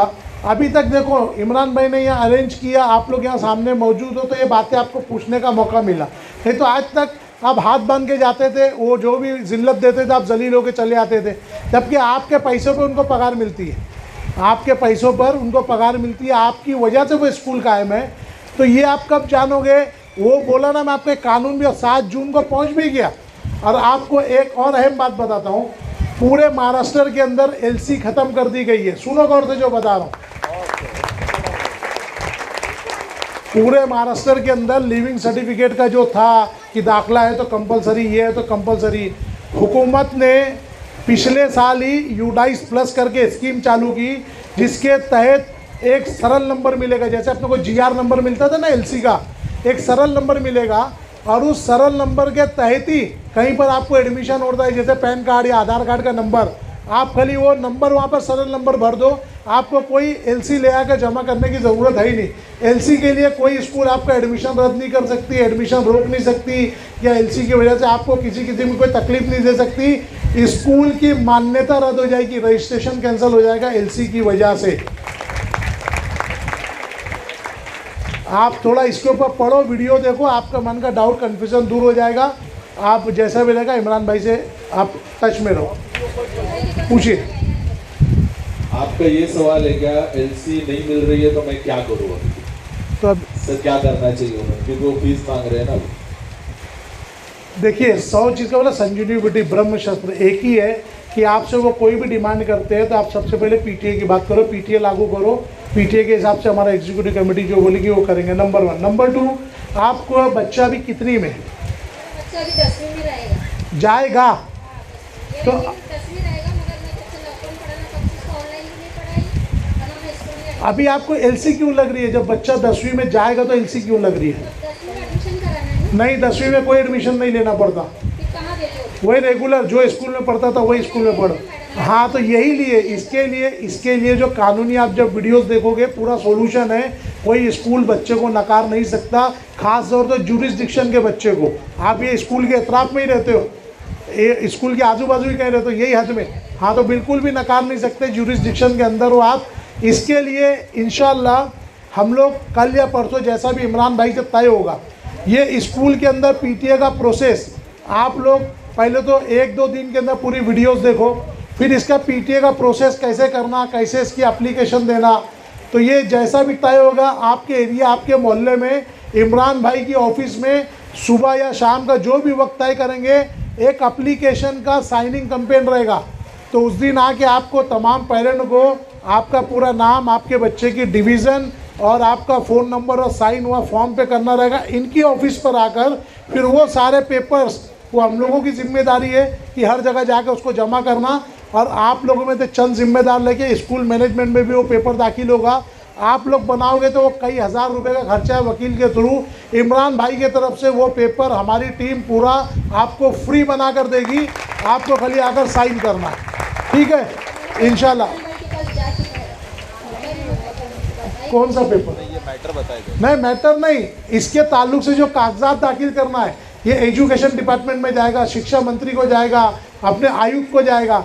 देखो पहले कैसा था, हमको कोई भी मसाइल होते थे ना, सुनो ये गौर से, ये सवाल आए इससे बेहतर है मैं आपको पहले बता दूं, कोई भी मसले आते थे पहले अपने को भाग के थाना जाना पड़ता था, थाना, क्योंकि अपना जिला परिषद ही था एजुकेशन का, वही था।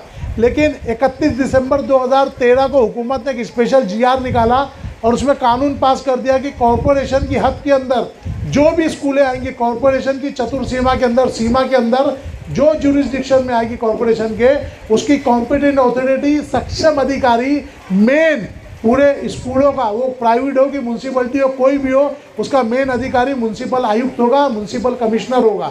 ये 31 दिसंबर 2013 को GR पारित हो चुका है, तो उसको हमारी कॉपी जाएगी, मैनेजमेंट में कॉपी जाएगी कि PTA लागू करो और LC वगैरह जो आप रोक रहे हो। और जो आपको ये कॉपी बताया ना 381 जो आउटवर्ड नंबर है, जो आदेश गया है, वो आदेश के हवाले से आपको बात करना आ जाएगा। आपको नहीं मालूम इसलिए आपको लोग बोल, जब आप बोलोगे कि ये आपको ऑलरेडी 7 जून को ये ऑर्डर आ चुका है, 7 जून को आपके स्कूल में ऑर्डर आ चुका है कि आप हमारा लिविंग रोक नहीं सकते।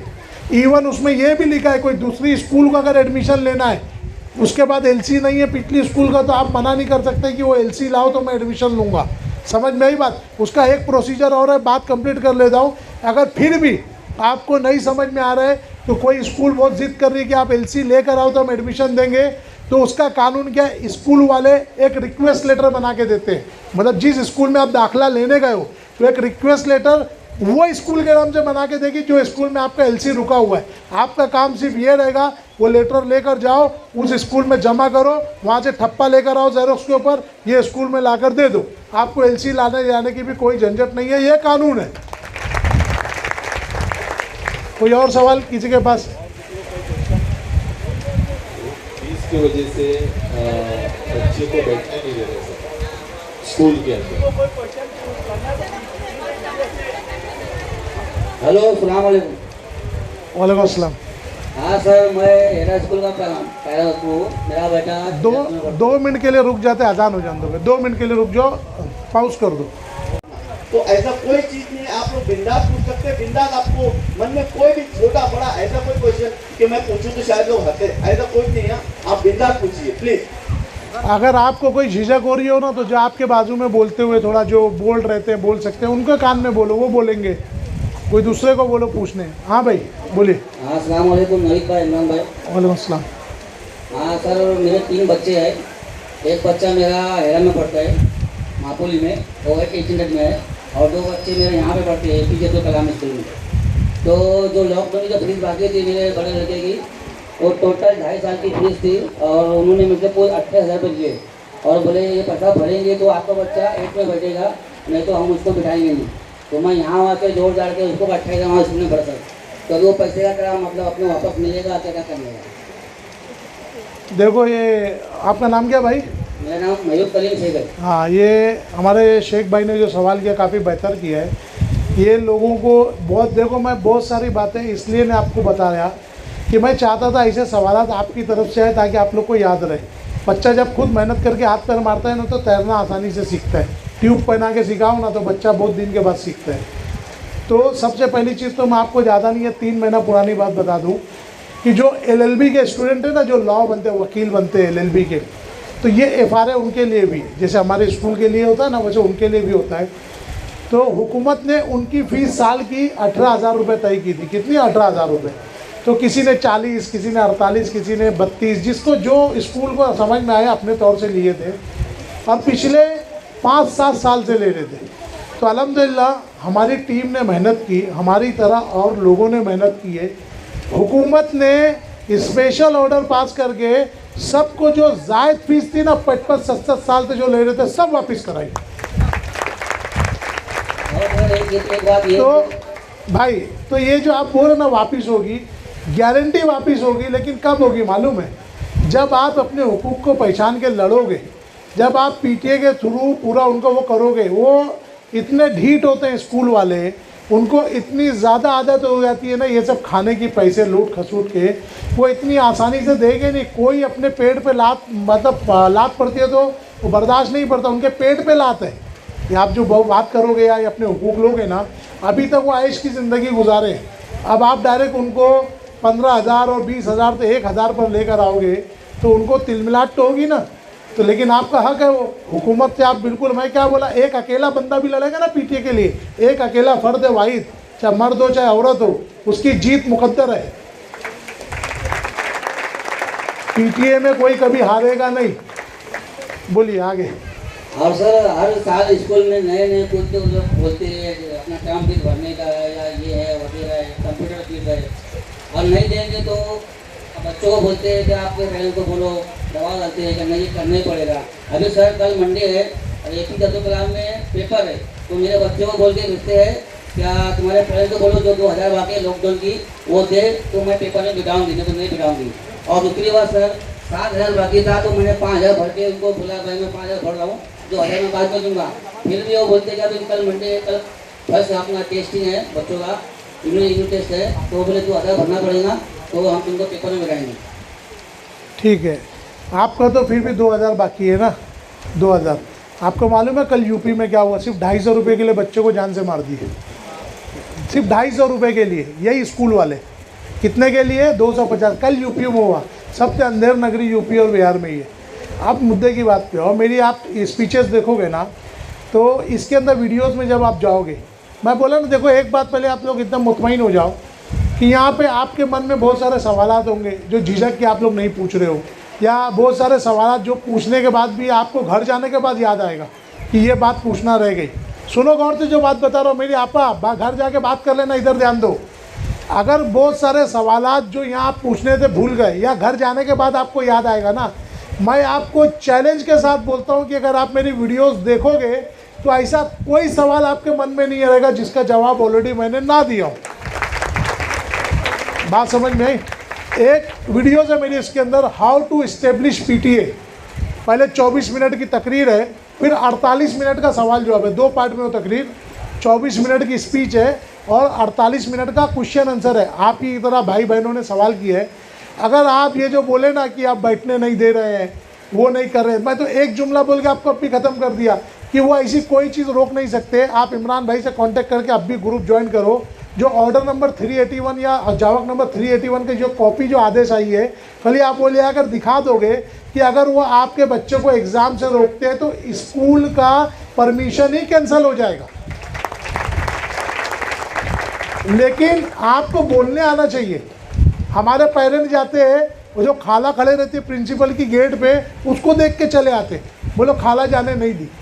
आपको एक निवाला तो उड़ के मुंह में नहीं आएगा ना, आपके प्लेट में आपको दे दिए। आपको बोलने आना चाहिए ना। अभी किसी से लड़ना होता है, कुछ होता है, या सास बहू को झगड़ना होता है तो सब एक हो जाते हैं ना, तो वैसे आपको जाके वहाँ अपनी बात मनाना है। आपके बच्चों को नहीं बैठा सकते, नहीं बैठाएंगे तो एक ही जुमला, वो ऑर्डर की कॉपी आप इनके ग्रुप में से ले लो, सीधा वहाँ से एरिया पुलिस स्टेशन जाना। एरिया पुलिस स्टेशन में ऑन द स्पॉट FIR होगी उसके ऊपर, क्लास टीचर, प्रिंसिपल और जो भी मैनेजमेंट का आदमी रोक रहा होगा उसके ऊपर, और 10 साल तक की जेल है। मैं फिर आपको बता रहा हूँ, 10 साल तक की जेल है। और सर ये जो स्कूल में जो बुक देते हैं इतना उनका आनंद उत्साह पैसा लेते हैं, कोई हिसाब नहीं। कोई पेरेंट्स पूछता नहीं कि भाई बुक कितने की है, कितने की। अभी मेरा बेटा जूनियर में है और एक बेटा 4th में, दोनों को मिला कम से कम 5600 रुपये पैसा लिए खाली इसका बुक का। अच्छा, कम से कम 5600 रुपये लिए, कम से कम 5800 रुपये लिए। न तो घर लिखा के ले लेते क्या? सुनो मेरा भाई, मैंने आप मेरे ख्याल से फिर मेरी बातें ध्यान से सुने नहीं आपने। मेरी बातें अगर आप ध्यान से सुने होते ना तो ये चीज़ क्लियर हो जाती कि कोई भी चीज़ ऑर्डर में मैंने मिसाल दिया ना, मैंने यूनिफॉर्म के उसमें सब लिखा हुआ है। कोई किताब, कोई बुक्स, कोई भी चीज़, अगर किताब कॉपी भी अगर उनको वहाँ पर देना है, बुक्स वगैरह भी देना है, तो मार्केट रेट से मुनाफा तो छोड़ दो, किताबों की लागत जो है ना, लागत यानी होलसेल रेट से, कंपनी से, पब्लिकेशन से जो रेट पे आई है ना, वो रेट पे अगर स्कूल को देना है तो स्कूल में बेच सकते हैं, नहीं तो पेरेंट आज़ाद है बाहर से जाके खरीद ले।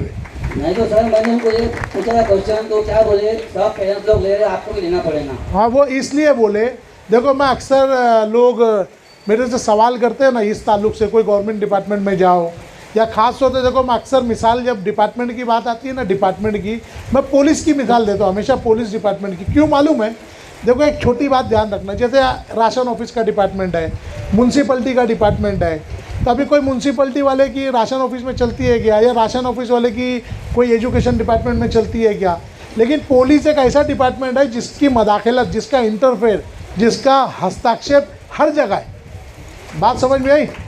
तो मैं इसीलिए एग्जांपल ना मैं पुलिस डिपार्टमेंट की देता हूँ। किसकी? पुलिस डिपार्टमेंट की। जब वो डिपार्टमेंट की मिसाल दे दी है ना, तो अपने को अलग एक एक डिपार्टमेंट की बात बोलने की ज़रूरत नहीं है। तो मैं जब किसी को रिकॉर्डिंग करने बोलता था, भाई रिकॉर्डिंग करो, या किसी से लो, जो बात बोलो वो लिखा के लो, तो वो बोले नहीं देते, लिख के करते नहीं। तो उनको समझाने का कि हम जो रिकॉर्डिंग ले रहे हैं ना, या जो लिख के मांग रहे, तुम जो बात मुंह से बोलो लिख के दो, तो क्यों मांग रहे मालूम है? हमारे लिए नहीं मांग रहे, इमरान के लिए नहीं मांग रहे, हम तुम्हारे लिए लिख के मांग रहे। मालूम है क्यों? कि जब तुम्हारे ऊपर इंक्वायरी होगी या तुम्हारे खिलाफ कंप्लेंट जाएगी ना, मैं देखो डायरेक्ट पुलिस की मिसाल दे रहा हूँ, पुलिस की, अगर उनके खिलाफ भी जब कंप्लेंट जाती है ना ऊपर, वो मुकर जाते हैं। हम तो बोले ही नहीं, अरे ये तो आया ही नहीं था, ये तो कंप्लेंट देने नहीं आया था, डायरेक्ट मुकर जाते। कितने फट्टू होते, समझ में आई बात? तो आदमी मुकर जाता है, तो दूसरे डिपार्टमेंट तो कहीं गिनती में भी नहीं आते। तो इसीलिए मैं आपको बोल रहा हूँ, डिपार्टमेंट वाले कहीं आप जाते हो ना, तो सामने वाले को ना हमारे मुंह पर सी लिखा हुआ दिख जाता है, सी। समझते हो सी क्या है? सी समझते हो? वो सी लिखा हुआ दिख जाता है। तो जिस दिन आपको आपके चेहरे तो सी हट जाएगा ना, परफेक्ट, तो जिस दिन उनको ये लग जाएगा ना उसको कि भाई कि आप वो नहीं हो, आप लड़ने वाले हो, भिड़ने वाले हो, कोई बात नहीं करेगा। भाई मेरी अपनी ज़िंदगी में तो आज तक किसी पुलिस वाले ने मेरे को घूर के भी नहीं देखा है। मारना, लड़ना, झगड़ना दूर की बात है। मालूम है क्यों? वो घूरेगा भी तो मेरे को लगेगा मेरा कत्ल हो गया, मैं उसको वहीं लपट जाऊँगा। वो मेरे पैसे पे उसको पगार मिलती है, मेरे पैसे पे पगार मिलती है, वो मेरा नौकर है। समझ में आई बात? ये ध्यान रखना ये चीज़। तो आप जो बोल रहे हो ना, अभी तक आप नहीं जानते थे, इमरान भाई से जुड़ के वो ऑर्डर कॉपी ले लो, क्लियर कट लिखा हुआ है कि वो कोई चीज़ आपको रोक नहीं सकते, ज़बरदस्ती बेच नहीं सकते, और उल्टा कोशिश करो उनसे ही खरीदने की। उसकी वजह है, आप दुकान पे जाओगे तो ज़बरदस्ती नहीं कर सकते कि उसको डिस्काउंट दे, लेकिन स्कूल में तो कंपलसरी है ना, लागत में मिलेगी आपको, बस आप लड़ो। ये हर चीज़ का हाल है पीटीए। जब पीटीए फॉर्म होगी तो आपके तरफ से आपके पीटीए मेंबर, आपके एग्जीक्यूटिव मेंबर ही डिसाइड करेंगे कि इसकी फ़ीस कितनी हो, किताब के चार्जेस कितने हो, सब हो। ऑर्डर 381 में एक एक चीज़ का डिटेल के साथ लिखा हुआ है। ठीक है सर, बोलिए। अस्सलाम वालेकुम। वालेकुम अस्सलाम वरहमतुल्लाहि वबरकातुहू। सर मेरी लड़की फार्मेसी कर रही है, मेरे फीस कम कराने का, 3 बच्चे पढ़ने वाले हैं। हाँ तो बुकलेस कॉलेज ये क्लासेस मंडे, हाँ। तो तो थोड़ा इंक्वायरी करके इमरान भाई कोशिश करें कि फीस कम करें। देखो, इसके लिए ऑलरेडी आपकी लड़की है। देखो बहुत सारी स्कीम है, कैसर बेगम स्कीम है, ये बड़ी बड़ी स्कीम है जो ओनली फॉर लेडीज़ है, उसके अंदर आप दाखिल कर दो, हो जाएगा। आपको यहाँ पर एक माइनॉरिटी डेवलपमेंट सेंटर करके, आपको मंगल बाज़ार स्लेब मालूम है? मंगल बाज़ार लगता था, मंगल बाज़ार के एंड में जाओगे ना, तो वहाँ पर एक बहुत बड़ी होटल थी, एकता होटल, जो आज भी अब बिल्डिंग बन गई है। वो एकता होटल के फर्स्ट फ्लोर पर जाओगे ना आप, एकता होटल के फर्स्ट फ्लोर पर एमडीसी का सेंटर, माइनॉरिटी डेवलपमेंट सेंटर करके है। सलीम चौधरी वहाँ बैठे हुए मिलेंगे, हमारे ही बच्चे, हमारे साथी है सलीम चौधरी। वहाँ बैठोगे तो ऑन द स्पॉट आपको फ्री में जितनी भी स्कॉलरशिप है, लड़कियों के ताल्लुक से, लड़कों के ताल्लुक से, हायर एजुकेशन की, टोटल फ्री में। ना सिर्फ गाइडलाइन करेंगे, बल्कि जो जो कागज़ उसमें लगते आप नहीं बना पाओगे तो पूरी फ्री ऑफ चार्ज आपको हेल्प की जाएगी कागज़ बनाने में। ऑनलाइन जो चीज़ दाखिल करना फ्री में आपको वो करके दिया जाएगा। एक सेंटर हमारा तीनबत्ती पर है, भिवंडी ब्लड बैंक जहाँ पर है, वही सेम उसके ऊपर हाफ फ्लोर के ऊपर है MPJ, movement for piece and justice. वहाँ पे हमारे वकील साहब बैठते हैं, मेरे खुद के बड़े भाई जावेद बेताब, मेरे बड़े भाई बैठते हैं वहाँ पर। तो जो भी फॉर्म वगैरह फ्री में बैठना है, भरना है स्कॉलरशिप का, टोटल आपको ना सिर्फ गाइडलाइन करेंगे, बल्कि नेट चालू रहा, नेट सही चला तो टोटल फ्री में भरकर भी आपको मिलेगा।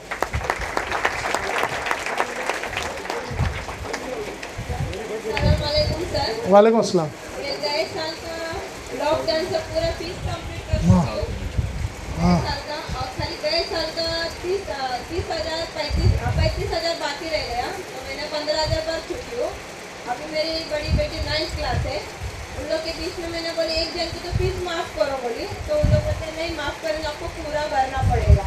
और गए साल का 650 रुपये फीस था, और इस साल में जो डायरेक्ट 750 रुपये फीस कर दी है। अच्छा, 3 लड़की है, 3 लड़की पढ़ती, कम करने बोले तो कुछ कम करने की नहीं, अब मैं क्या करूँ? कौन सी स्कूल? आपका नाम क्या मैडम? सारिका। सारिका मैडम। तो सबसे पहले तो आप एक चीज़ बताओ, ये 40,000, 35,000, 45,000, ये सब की जगह अगर आपकी फ़ीस खाली 1,000 रुपया रहती, 1000, तो आप भरते? भरते ना? तब जब ऑलरेडी उनको 1000 ही लेना है, लेकिन वो आपसे 40,000 ले रहे हैं, तो आपको उनको 1000 पे लाने के लिए क्या करना होगा? मुझे लड़ना पड़ेगा सबके साथ। तो कैसे लड़ोगे आप? तलवार लेके जाओगे, बम लेके जाओगे? फिर कैसे लड़ोगे आप? पीटी के साथ वेरी गुड, परफेक्ट, ताली सारिका मैडम के लिए ताली।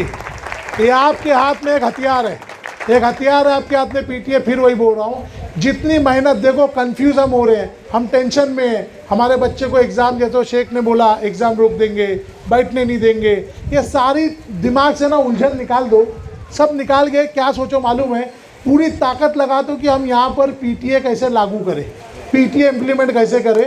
100 सवाल का एक जवाब है पीटीए एजुकेशन के अंदर। बस पीटीए जो है आप किसी तरीके से इम्प्लीमेंट करवा लो, आपका सारा सवाल हल हो जाएगा। आप अकेले नहीं, फिर पूरा स्कूल आपसे कंधे से कंधा मिला के बगैर बोले खड़ा रहेगा और सब आपके लिए लड़ेंगे वहाँ पर। चलना पड़ेगा सर, हम लोग को कब से करना पड़ेगा? देखो भाई, अभी इमीडिएट प्रोग्राम ख़त्म होगा, मैंने बहुत सारी बहनों को देखा, चलेगा, जाओ मत, आप पहले सवाल जब पूरा कर लो और फ़ौरन मेरा चैनल सब्सक्राइब करो यूट्यूब के ऊपर। और अभी इमरान भाई, अब भी आपको प्रोग्राम ख़त्म होगा तो बताएंगे यहाँ ऑफिस पे वो एप्लीकेशन साइन करने के लिए कब आना है। आप लोग इंडिविजुअल वो पेपर बनाओगे ना तो हर एक को 2,500-3,000 हज़ार रुपया लगेगा वो कागज़ बनाने का, लेकिन इमरान भाई की तरफ से वो कागज़ आपको मुफ्त में मिलेगा हमारे पीटीए की तरफ से। समझ में आई बात? सबका जॉइंट एप्लीकेशन बढ़ेगा, तमाम पेरेंट्स को आके खाली साइन करना है, डिपार्टमेंट में जहाँ जहाँ भेजना है वो भी हमारी पूरी टीम कर लेगी। आप लोग को अब भी इमरान भाई थोड़ी देर में बताएंगे, पहले सवालात पूरे हो जाने दो, अब भी आपके तमाम चीज़ का सोल्यूशन निवारण हो जाएगा समस्या का। और कोई सवाल?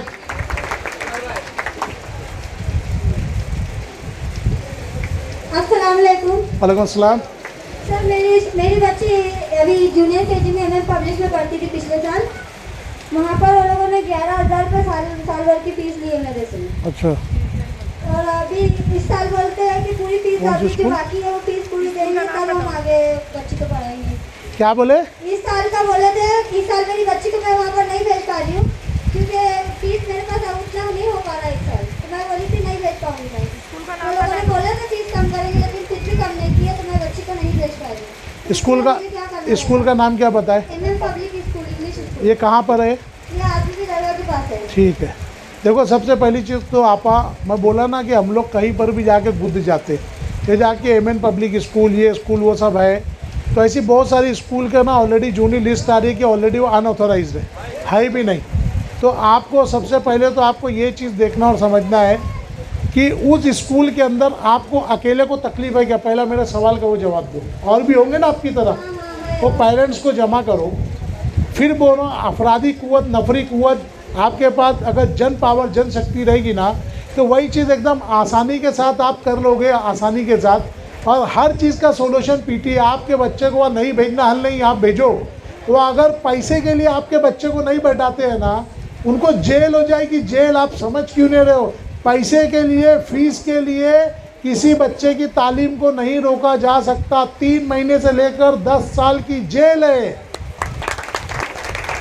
पिछले साल भी पेपर के टाइम वो लोगों ने बोला था फीस 1,000 बाकी थी, तो पहले फीस भरो, नहीं तो बच्चे का पेपर नहीं देंगे बोलते थे। ठीक है ना, अंधेर जहाँ चलता है, बोला 250 के लिए बच्चा ही मार डाले, 1,000 आपका। तो ये आपको कब तक था तकलीफ? जब तक आपको मालूम नहीं था। इमरान भाई ने प्लेटफॉर्म सजा के दिए ना आपको। अब इसके ऊपर आप पीटीए को समझो, घर जाओगे ना, 2 निवाला खाना कम खाना, अंताक्षरी मत देखना, कपड़े कल धो लेना, लेकिन कान में हेडफोन लगा के मेरी कम से कम 2 से 3 स्पीच देखो। पीटीए जो लिखाएगा मेरे चैनल पे ना, जाके देखो, जो आपके मन में तजब्जुब, कन्फ्यूज़न, जो डाउट्स है ना, सारे क्लियर हो जाएगा। आपके दिल को खुद सुकून और इत्मीनान मिलेगा। तुम चाहते हो कि तुमको सुकून मिले ना, इत्मीनान, जो उलझन है तुम्हारे अंदर, तो उसका एक ही हल है, आप जाके मेरी वीडियोस देखो। वीडियोस देखोगे तो आपको हिम्मत आएगी, ज्ञान आएगा। जब ज्ञान और हिम्मत आएगी तो आप अपने हक के लिए लड़ोगे। हम लोग बैठे हैं ना आपके लिए, बोला ना, अभी वो बताएंगे कि कब आपको साइन करने आना है, कौन सी स्कूल का, सबका मिल जाएगा आपको पेपर। ठीक है? तो आप बोली थी फीस नहीं हो पा रही है मेरे से, मुझे मेरी बच्ची को निकालना है, तो लोगों ने एलसी भी नहीं दिया, कुछ नहीं दिया। देखो, पहली चीज़ तो एलसी लगना ही नहीं है। एलसी की वही चीज़ मैं समझा रहा था, मेरी तकरीर गौर से सुनते ही, या जाके मेरी वीडियोस देखो, कहीं पे अब आपकी एलसी की ज़रूरत नहीं है। बच्ची का आईडी है, बच्ची का आईडी कार्ड है, कुछ नहीं भी है ना, कुछ नहीं भी। देखो, हुकूमत ने, गौर से सुनो, हुकूमत ने कानून पास किया है, सुनो इधर गौर से, एकदम गौर से सुनो सब। यहाँ हुकूमत का कानून है, बच्चे की उम्र 6 साल है तो पहली, बच्चे की उम्र 6 साल है तो हाँ सुनो, पहली, बच्चे की उम्र 7 साल है तो दूसरी, 8 साल है तो तीसरी, ऐसे बढ़ते ही जाओ, 9 साल है तो चौथी, तो उसके लिए आपका किसी स्कूल का एलसी होना, ये होना, वो होना कुछ ज़रूरी नहीं है। बच्चे की उम्र जितनी है उस क्लास में बच्चे को दाखिला लेना हर स्कूल को कंपलसरी है, हर स्कूल को। ये सर्व शिक्षा अभियान में नेशनल पॉलिसी का ये रूल है, ये कायदा है। ये तो यहाँ पर पैसे कमाने के लिए तुम्हारी दुखती नफ्स पकड़ लिए, एलसी लाओ, ये लाओ, वो लाओ, ये जो इतने ढकोसले हैं ना, कुछ नहीं। आप लोग को मालूम है अपने अब्बा लोग का दाखिला कैसे होता था? खाली बोलते थे कान ऐसे पकड़ो, घुमा के कान पकड़ लिए दाखिला हो जाता था, बच्चा बड़ा है। तो ये सब जो है ना कोई चीज़ नहीं है। अगर आपका बच्चा 6 साल है, आपके पास जन्म पत्री नहीं भी है, मैं एलसी की बात नहीं कर रहा हूँ, अगर किसी ने जन्म पत्री नहीं भी बनाया है तो भी उस बच्चे का दाखिला होना कंपलसरी है। वीडियो देखो आप, वीडियो देखो आप, तो आपका इत्मीनान होगा। और इमरान भाई से टच में रहो। बोलिए आपा,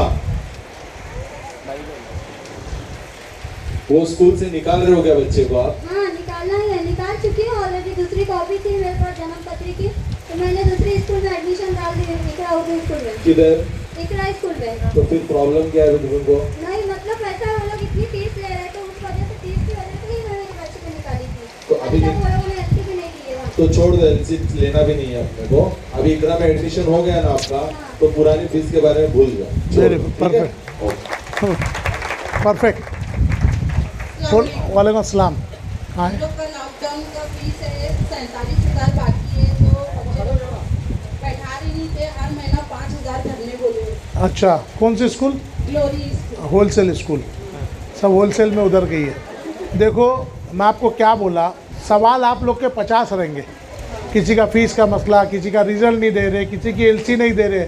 मैंने आपको बोला ना, एजुकेशन के अंदर 100 सवाल का एक जवाब है, पीटीए। आप पीटीए के लिए जो मेहनत आप फीस बोला, कोई पैसा नहीं। देखो एक जुमला सीख लो, रट लो, कोई भी बात अगर वो फीस की करते हैं, कुछ करते हैं ना, एक ही बात, पीटीए लागू करो। पीटीए से जो फीस डिसाइड होगी हम भरेंगे, हम फीस का इनकार नहीं कर रहे। हमारे पीटीए मेंबर 1 करोड़ रुपया तय करेंगे, हम 1 करोड़ भरेंगे। आप पीटीए लागू करो, आप पीटीए के हिसाब से जो फीस तय होगी हम भरेंगे। बस एक ही 100 सवाल का एक जवाब है। पीटीए आपका हल ही वही है, संजीवनी ब्यूटी है वो। बोलो। स्कूल में बोल सकते हैं क्या? माइक, हाँ स्कूल में बोल सकते नहीं, मेरे घर पे आके बोलना। अरे स्कूल के लिए मेरी आपा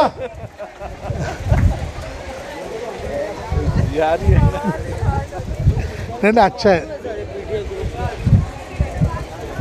ये अभी आप करो, आप ये सवाल करो माइक में आके, हमने माइक में आके करो ये सवाल, करो। हाँ बोलिए। वालेकुम अस्सलाम वरहमतुल्लाहि वबरकातुहू। जब मैडम ये ग्लोरी वाली मैडम जो ऑनलाइन एडमिशन हो रहा था, हाँ। बंद कर दी, तो पीके क्या लागू करेंगे? देखो ये आप बोले ना वो ऑनलाइन था, बंद कर दिए, पीटीए क्या लागू करेंगे, उसकी वजह है। देखो वो लोग ना, वो कोई भी चीज़ जो काम करते हैं, अभी आप लोगों का डर, आप लोगों का खौफ देख कर करते हैं। बात समझ में आई? अभी देखो हमारी स्कूल है, हमारा बच्चा अगर नहीं जाता, हमारे को टीचर का फ़ोन आता, भाई तुम्हारा बच्चा क्यों नहीं आ रहा है। मैं मेरे बच्चे की 7 साल से फीस नहीं भरा हूँ। कितने साल से? मेरा बच्चा यहाँ मौजूद भी है, ये बैठा है, मेरा बच्चा यहीं बैठा है, देखो स्टेज पे। और कौन सी स्कूल है ये? ग्लोरी ऐसी कोई स्कूल लगती नहीं। हम लोग कोकन मुस्लिम एजुकेशन सोसाइटी का, मैं खुद भी स्टूडेंट हूँ, मेरी होम स्कूल है, मेरा बच्चा भी वहीं है, इंशाल्लाह मेरी आइंदा नस्लें भी वहीं पढ़ेगी। वो हमारा खुद का स्कूल है। तो आप सोचो हम लोग कितना ध्यान रखते होंगे। लेकिन बदउनवानी अगर मेरा बाप भी करेगा तो मैं उसके खिलाफ खड़ा हूँ, हर करप्शन और भ्रष्टाचार के। तो हमारा झगड़ा वहाँ पर भी जब वही है कि भाई आप पीटीए के हिसाब से वो करो, नाजायज़ इनकम गेनिंग यानी कि नफ़ाखोरी नहीं कर सकते, वही भी हमारे को बोलना है। अच्छा हम लोग तो कोई दादागिरी भी नहीं करते, वहाँ जाके कोई होशियारी भी नहीं करते, वो भी नहीं करते। उसके बाद भी जब आप एक बार अपने हुकूक जान के आप डट जाओगे ना, वो बरोबर जो ऑनलाइन क्लास भी चालू किए ना, उनमें उनकी नहीं आपकी गलती है, आप कमज़ोर हो, आपका खौफ उनके दिल पे होना चाहिए। अभी देखो ये दुनिया में यही सब वाइट जगह है। आपके घर में कोई नौकर है, कोई नौकरानी काम करने आएगी, तो ऐसा है कि नौकरानी आपसे होशियारी कर रही है, या मैं जिसको पगार दे रहा हूँ वो होशियारी कर रही है। सेठ हमेशा होशियारी करता है ना। लेकिन ये डिपार्टमेंट या एजुकेशन ऐसा हो गया है कि आपसे पैसा लेकर वो आपके नौकर आपसे होशियारी करते। समझ में आ रही है बात? तो अपने हुकूक पहचानो, इमरान भाई के टच में रहो, वो सब करेंगे, वो पीटीए भी लागू करेंगे, क्योंकि पीटीए उन्होंने नहीं, उनके अब्बा ने बोला है लागू करने। तुम्हारे मेरे अब्बा ने नहीं बोला है। किसने बोला है? उनके अब्बा ने बोला है लागू करने। बोलिए, होगा, सब होगा। 2 दिन के बाद जब भी ये टाइम देंगे, आओ पेपर पे साइन करना, सब इंशाल्लाह स्ट्रॉन्ग एक्शन होगा, पूरा इलेक्शन होएगा, पूरा यहाँ पीटीए एस्टेब्लिश करवाएंगे इंशाल्लाह। एक कॉमन सवाल अनिल सर हमेशा लोगों का ये है कि अभी लॉकडाउन की फीस बाकी है हमारी, हाँ, भरने का कि इंतजार करने का? देखो इसके अंदर जो है ना, ये इमरान भाई ने बहुत मोहतात सवाल किया कि भरने का कि वेट करने का, है ना। ये बहुत मतलब सेफ साइड रह के सवाल किया है, तो मैं सेफ साइड जवाब नहीं, मैं डायरेक्ट बोलता हूँ भरने का ही नहीं। ये इंतज़ार कोई चीज़ है? काय का इंतज़ार? काय का इंतज़ार? कोई भाग्य है क्या उसका इंतज़ार करेंगे आएगा? अरे तुम हराम का देखो, अगर किसी ने जब पीटीए लागू होगा, पीटीए का अभी देखो नॉर्मली जो भी यहाँ पेरेंट बैठे, देखो एक चीज़ काउंट करो आप, पेरेंट जो भी यहाँ बैठे, किसी का बच्चा दूसरी में होगा, किसी का 5वीं में, किसी का 9वीं, किसी का 10वीं में, है ना। अगर आपने, मैं आपको जो एक कैलकुलेशन दिया कि साल की 1000 रुपये के ऊपर नहीं ले सकते, सोचो, गौर करो इस चीज़ को। अगर किसी एक ने भी एक बार भी फीस भरी है पूरे अपने 10 साल में, एक बार की बात कर रहा हूँ, एक बार समझो पहली में भरी थी या 5वीं में भरी थी, तो आप गौर करो, अगर आपने 15 साल भी फीस मतलब 15,000 भी भरी है, तो ऑलरेडी 15 साल की फीस उनके पास एडवांस जमा है। 15 साल की फीस उनके पास एडवांस जमा है। तुम कैसे कर्जे में हो? वो लोग पीटीए नहीं लागू करके धंधा बना के उन्होंने नाजायज़ आपसे पैसा लिया, मनमानी। हुकूमत के गाइडलाइन के हिसाब से, पीटीए के हिसाब से फीस लेंगे, हम अब भी क्लियर करेंगे। और कोई सवाल? वालेकुम अस्सलाम। मेरा बच्चा लोरी में पढ़ता था। हाँ, लॉकडाउन से फीस नहीं भरी। अच्छा, 18,000 बोल रहे थे, निकाल के दूसरे स्कूल में डाली, बोले पैसे भरेंगे तो जल्दी देंगे, नहीं तो दे देंगे। देखो ये तमाम सवाल वही है जो अलग अलग बहनें कह रही है, सवाल सब कॉमन है। देखो फिर आपको बोल रहा हूँ, ये तमाम सवालों का जवाब, सरकारी स्कूल में सही पढ़ाई नहीं हो रही ना, और समझ में हमको मराठी नहीं आता, इंग्लिश पढ़ा। कौन सी सरकारी स्कूल में? आपका बच्चा कौन सी स्कूल में? मेरा भी सरकारी में डाल दी, लोरी में फीस की वजह से सरकारी में डाल दी। अच्छा, मैं क्या बोल रहा हूँ, पहले आप ये बताओ, आप सरकारी में जब डाले तो वो सरकारी वाले आपसे एलसी मांगे क्या? अभी आप इनको, मैं ये सवाल क्यों किया, इसमें तो कोई बता सकता है? मैंने इनको जो सवाल किया अभी मेरी बहन को कि आपके बच्चे को आपने ग्लोरी से निकाले और सरकारी में डाले, तो क्या आपसे एलसी मांगे? ये सवाल मैंने क्यों किया, कोई भाई इसमें तो बता सकता है?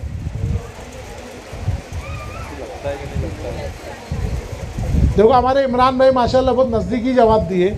देखो बताने का मकसद ये है कि स्कूल चाहे सरकारी हो कि प्राइवेट हो, कानून अलग अलग नहीं है। बच्चा चाहे यहाँ पढ़े कि वहाँ पढ़े, सब स्कूल एक ही है। जब वहाँ पर बगैर एलसी पूछे आपको आगे की तालीम मिल जा रही है, तो ये प्राइवेट स्कूल वाले आपको जो एलसी मांगते हैं उससे आप कॉमन सेंस लगाओ ना। ये सिर्फ आपकी दुखती नब्ज़ पकड़ के आपको दबा रहे ताकि आप उनको वो करो। देखो आप, बच्चा छोटा रहता है, बच्चा जिसका भी यहाँ बच्चे हमारी माँ बहनों का, तो बचपन में आप जब दवा पिलाते थे बच्चे को, दवा सुनो गौर से प्लीज़, आप जब बच्चे को बचपन में दवा पिलाते, बच्चा कभी मुंह नहीं खोलता था। आप दवा कैसे पिलाते थे बच्चे को?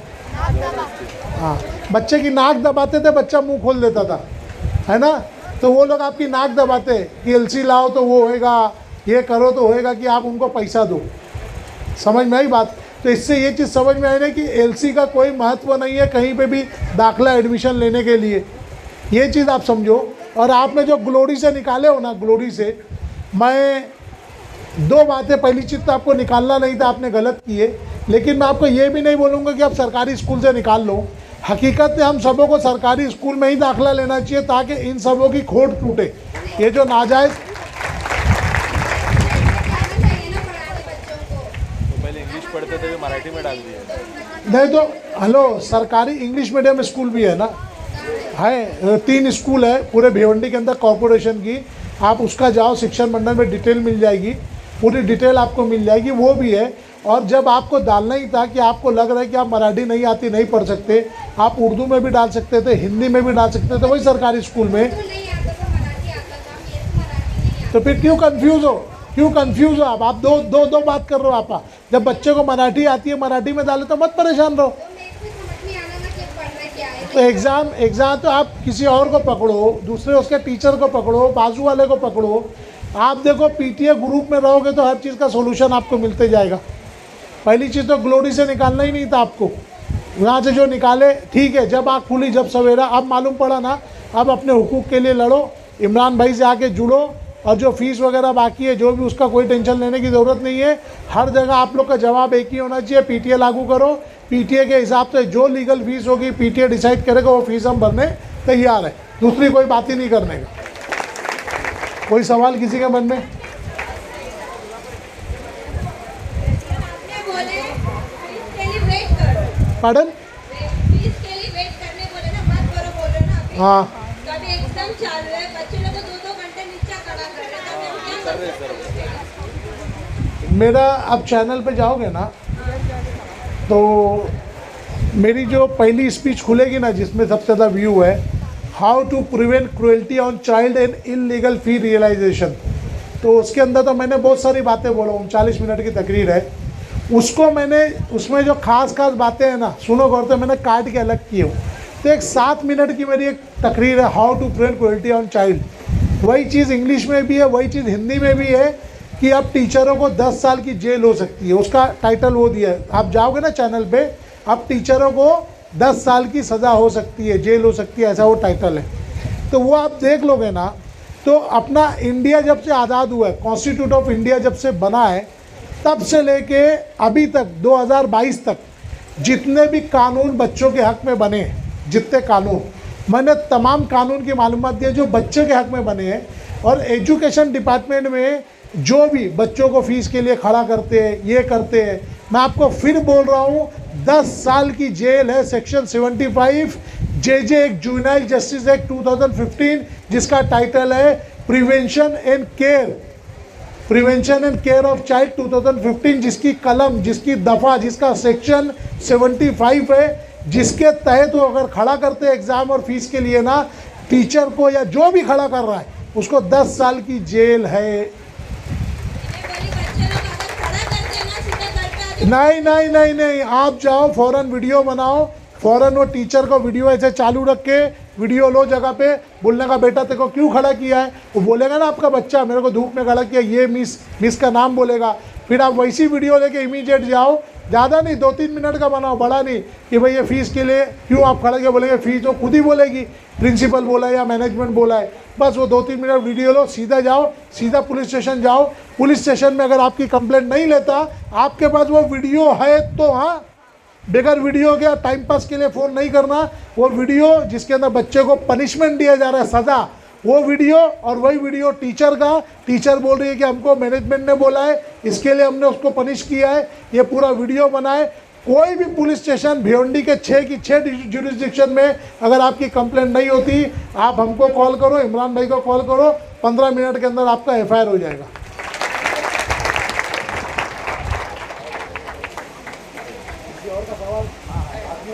ग्लोरी का सवाल ये है सर कि 2 दिन में एग्जाम्स है, सोमवार से या मंगलवार से शायद एग्जाम्स है ना, कल से या परसों से एग्जाम्स है, और इन बच्चों को वार्निंग दी गई है कि आप लोग फीस नहीं लाएंगे तो हम लोग एग्जाम में नहीं बैठाएंगे। तो इसका इमीडिएटली क्या एक्शन लेना चाहिए हम लोगों को, या उस पर क्या उनको जवाब देना चाहिए इमीडिएट? तो ये है कि जितने भी ऐसे पेरेंट हैं वो ऑन द स्पॉट सब जमा हो जाना, कोई जाके वो छोड़ना नहीं ग्राउंड। फिर बोल रहा हूँ आपको, मैं इसलिए बोल रहा हूँ बार बार वीडियो देखने, आप हमारे चैनल पे वीडियोस देखोगे ना, तो हमारे राना मैडम या हमारे लेडीज़ लोग के साथ पूरा टीम लेके चलते, किस तरीके से हम लोगों ने केमियस में धरना दिया, किस तरीके से, पूरी वीडियोस अवेलेबल है उसके ऊपर, कैसे रोके एग्ज़ाम रिजल्ट कुछ भी। अभी देखो, पहले आप सुनते होंगे कि 10वीं का वो हॉल टिकट नहीं देते थे एग्ज़ाम के लिए, तो एग्ज़ाम देने के पहले फ़ीस क्लियर करो तो हॉल टिकट नहीं है तो एग्ज़ाम नहीं दे सकते। अल्हम्दुलिल्लाह ये बार हम लोगों ने ये टाइम एक दिन के अंदर 10,000 से ज़्यादा लोगों का हॉल टिकट बगैर फ़ीस के रिलीज़ करवाया, 10,000 से ज़्यादा हॉल टिकट। तो ये करोगे तो जैसे ही आपको जो इमीडिएट सोल्यूशन भाई ने पूछा ना, तो आप लोग वहाँ सब खड़े हो जाने का, ऑन द स्पॉट मीडिया को बुला लेने का, on the spot police complaint करके बुला लेने का, पुलिस को आना ही आना है स्पॉट पर कि ये लोग फीस की वजह से बच्चे का एग्ज़ाम रोक रहे हैं। इसीलिए बोला ग्रुप ज्वाइन करके उठना यहाँ पे इमरान भाई का ऑर्डर नंबर 381 या जावक नंबर 381 जो ऑर्डर गया है, वो ऑर्डर के अंदर क्लियर कट पेज नंबर 2 पे भी लिखा हुआ है कि आप फीस के लिए अगर बच्चों को एग्ज़ाम रोकते हो या कोई भी चीज़ रोकते हो तो स्कूल की मान्यता रद्द हो जाएगी। उनको अलाउड ही नहीं है रोकने का, जब ऑलरेडी वो लेखी में भी आपके पास है, इनके पास ग्रुप में वो चीज़ अवेलेबल है। और आप लोग सब खड़े हो जाने का, 1 से भले 2, 2 से भले 10, समझ में आई बात। आपके पास जनशक्ति हो जाएगी, मेन पावर रहेगी, तो वही चीज़ जो आपको बहुत मेहनत से मिलना है वो एकदम आसानी से मिल जाएगी। कोई बगैर एग्ज़ाम दिए वहाँ से हिलेगा नहीं, पूरी स्कूल का एग्ज़ाम रोक देना और उनके भपके में नहीं आना, तुम पुलिस बुला लेना और वो ऑर्डर की कॉपी हाथ में रखना। आप लोगों को कल अगर एग्जाम में बैठने नहीं दिया गया ये फीस के कारण ही है, सिर्फ आप लोगों को जमा होना है, बाकी कुछ नहीं करना है, जाना नहीं है, दिया बुलाना और FIR कराना ये हमारी जिम्मेदारी। वेरी गुड, परफेक्ट बोले इमरान भाई ने एकदम। हेलो, ये हमारे एक भाई का भी यहाँ कुछ सवाल था, लो वो टीचर का बोलो। अस्सलाम वालेकुम। हेलो। अभी सबकी ये शिकायत है कि ऐसा स्कूल में जाएंगे तो PTA का बोले, टीचर लोग को मालूम है PTA क्या है, वो सवाल करेंगे ना ये क्या है। तो अब ये कहते कौन है अजीब बेल का नाम, अब्दुल स्कूल में कोई लड़का बोल रहा था ना, बोल तो इतने कौरों के पैसे के लिए यानी फीस के लिए APJ अब्दुल कलाम स्कूल वाले। अभी सैटरडे की बात है, सैटरडे को एक मेहमान आए थे बॉम्बे से, यानी पेरेंट्स जा नहीं पाए बच्चे को स्कूल लेने के लिए, तो मेहमान बोला मेरे को देंगे क्या, पहले तो बड़ी स्कूल में देते नहीं ना स्टूडेंट को स्कूल से कि कौन है आप क्या है। तो वो गया लेने के लिए स्कूल में बच्चे को, तो वो बच्चे से पूछे कौन है, उसको बोले मेरे मामू है। बोले इसकी फीस भरो तो कल एग्जाम में इसको बिठाएंगे नहीं। वो नाराज हो बोले लोग भाग्य पालो विचर के स्कूल लेके बोले, मैं तो डरते डरते लेने आया बच्चों को कि देते क्या नहीं, ये उल्टा मेरे को बोले कि इसकी फीस भरो तो इसको बिठाएंगे। बताओ अभी AJP अब्दुल कलाम स्कूल है, जबकि AJP अब्दुल कलाम कौन थे इनको मालूम है। उन्होंने क्या बोले थे कि मेरा उनका जर्रे कौन क्या है, जो मदद के लिए आए ना तो पहले उसके लिए आगे बढ़ो। हाँ, और ये लोग क्या आगे बढ़ा रहे। देखो ये भाई का जो सवाल है हमारे कि भाई पहली चीज़ तो मैं इसमें स्कूल का फेवर करूँगा, ये फेवर करूँगा कि अगर वो लोग किसी अनजान आदमी को बच्चा नहीं दे रहे तो भाई ये बच्चे की सेफ्टी है, ये कोई ऑब्जेक्शन की बात नहीं है कि भाई वो पेरेंट को ही देवे, ये कोई वो नहीं है, उल्टा अच्छी चीज़ है। वो ध्यान रखने की चीज़ है कि बच्चा सुरक्षित रहेगा, जो उसके माँ बाप या जो जिम्मेदार है उनको जावे, ये कोई ऑब्जेक्शन की बात नहीं है। ठीक, दूसरी बात वो राज अवल बोले फीस उसको भी टोके ये टोके, तो हाँ तो एक इनका एक पहले ये सवाल क्लियर कर दूं कि भाई देखो फीस के लिए टोकना उनका काम है।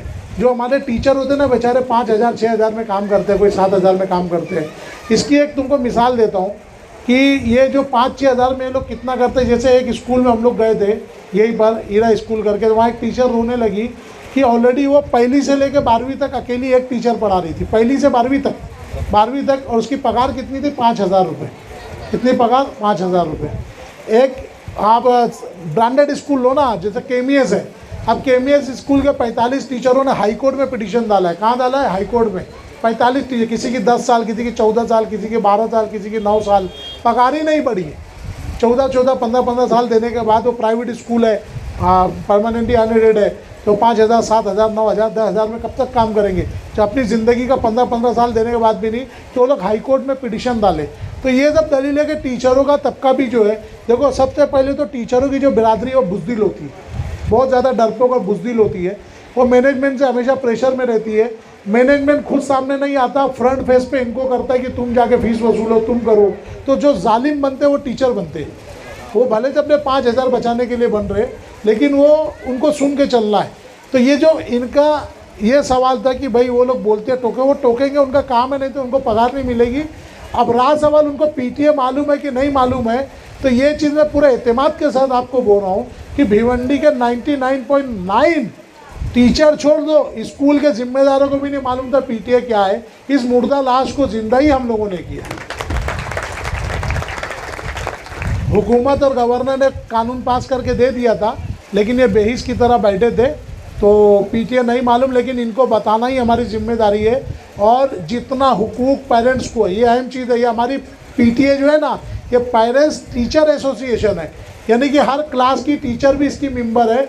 इसको भी इतना पावर है। हम लोग अक्सर मेरी तकरीर आप सुनोगे तो उसमें दिया है। मैं टीचरों को एक चीज़ समझाता हूँ कि जो मैनेजमेंट से, जो ट्रस्टी, जो चेयरमैन से आप डरते हो, सोचो वो चेयरमैन एक 5,000 की पगार पाने वाले टीचर के सामने हाथ बांध के आके खड़ा होकर बता रहे हैं, मैडम देखो ये महीने हमने इतना कमाया, इतना खर्चा, इतना ये हुआ, ये उनके तसव्वुर में भी नहीं होता। कई टीचरें रो दी, मैं जिनको ये चीज़ बोला ना, मतलब उनके तसव्वुर में भी नहीं, इतने डरपोक रहते।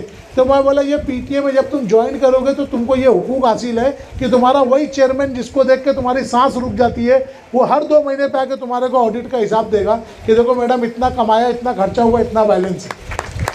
तो ये आपका काम है टीचरों को बताना, ये करना।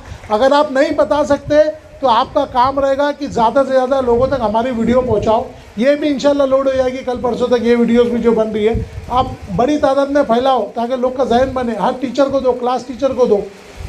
तो ये चीज़ रहेगा। पीटीए नहीं भी मालूम है तो हमारा काम है उनको जनवाना, उनको बताना, ये हमारी जिम्मेदारी है सबकी। कोई और सवाल? लो। अस्सलाम वालेकुम। वालेकुम अस्सलाम।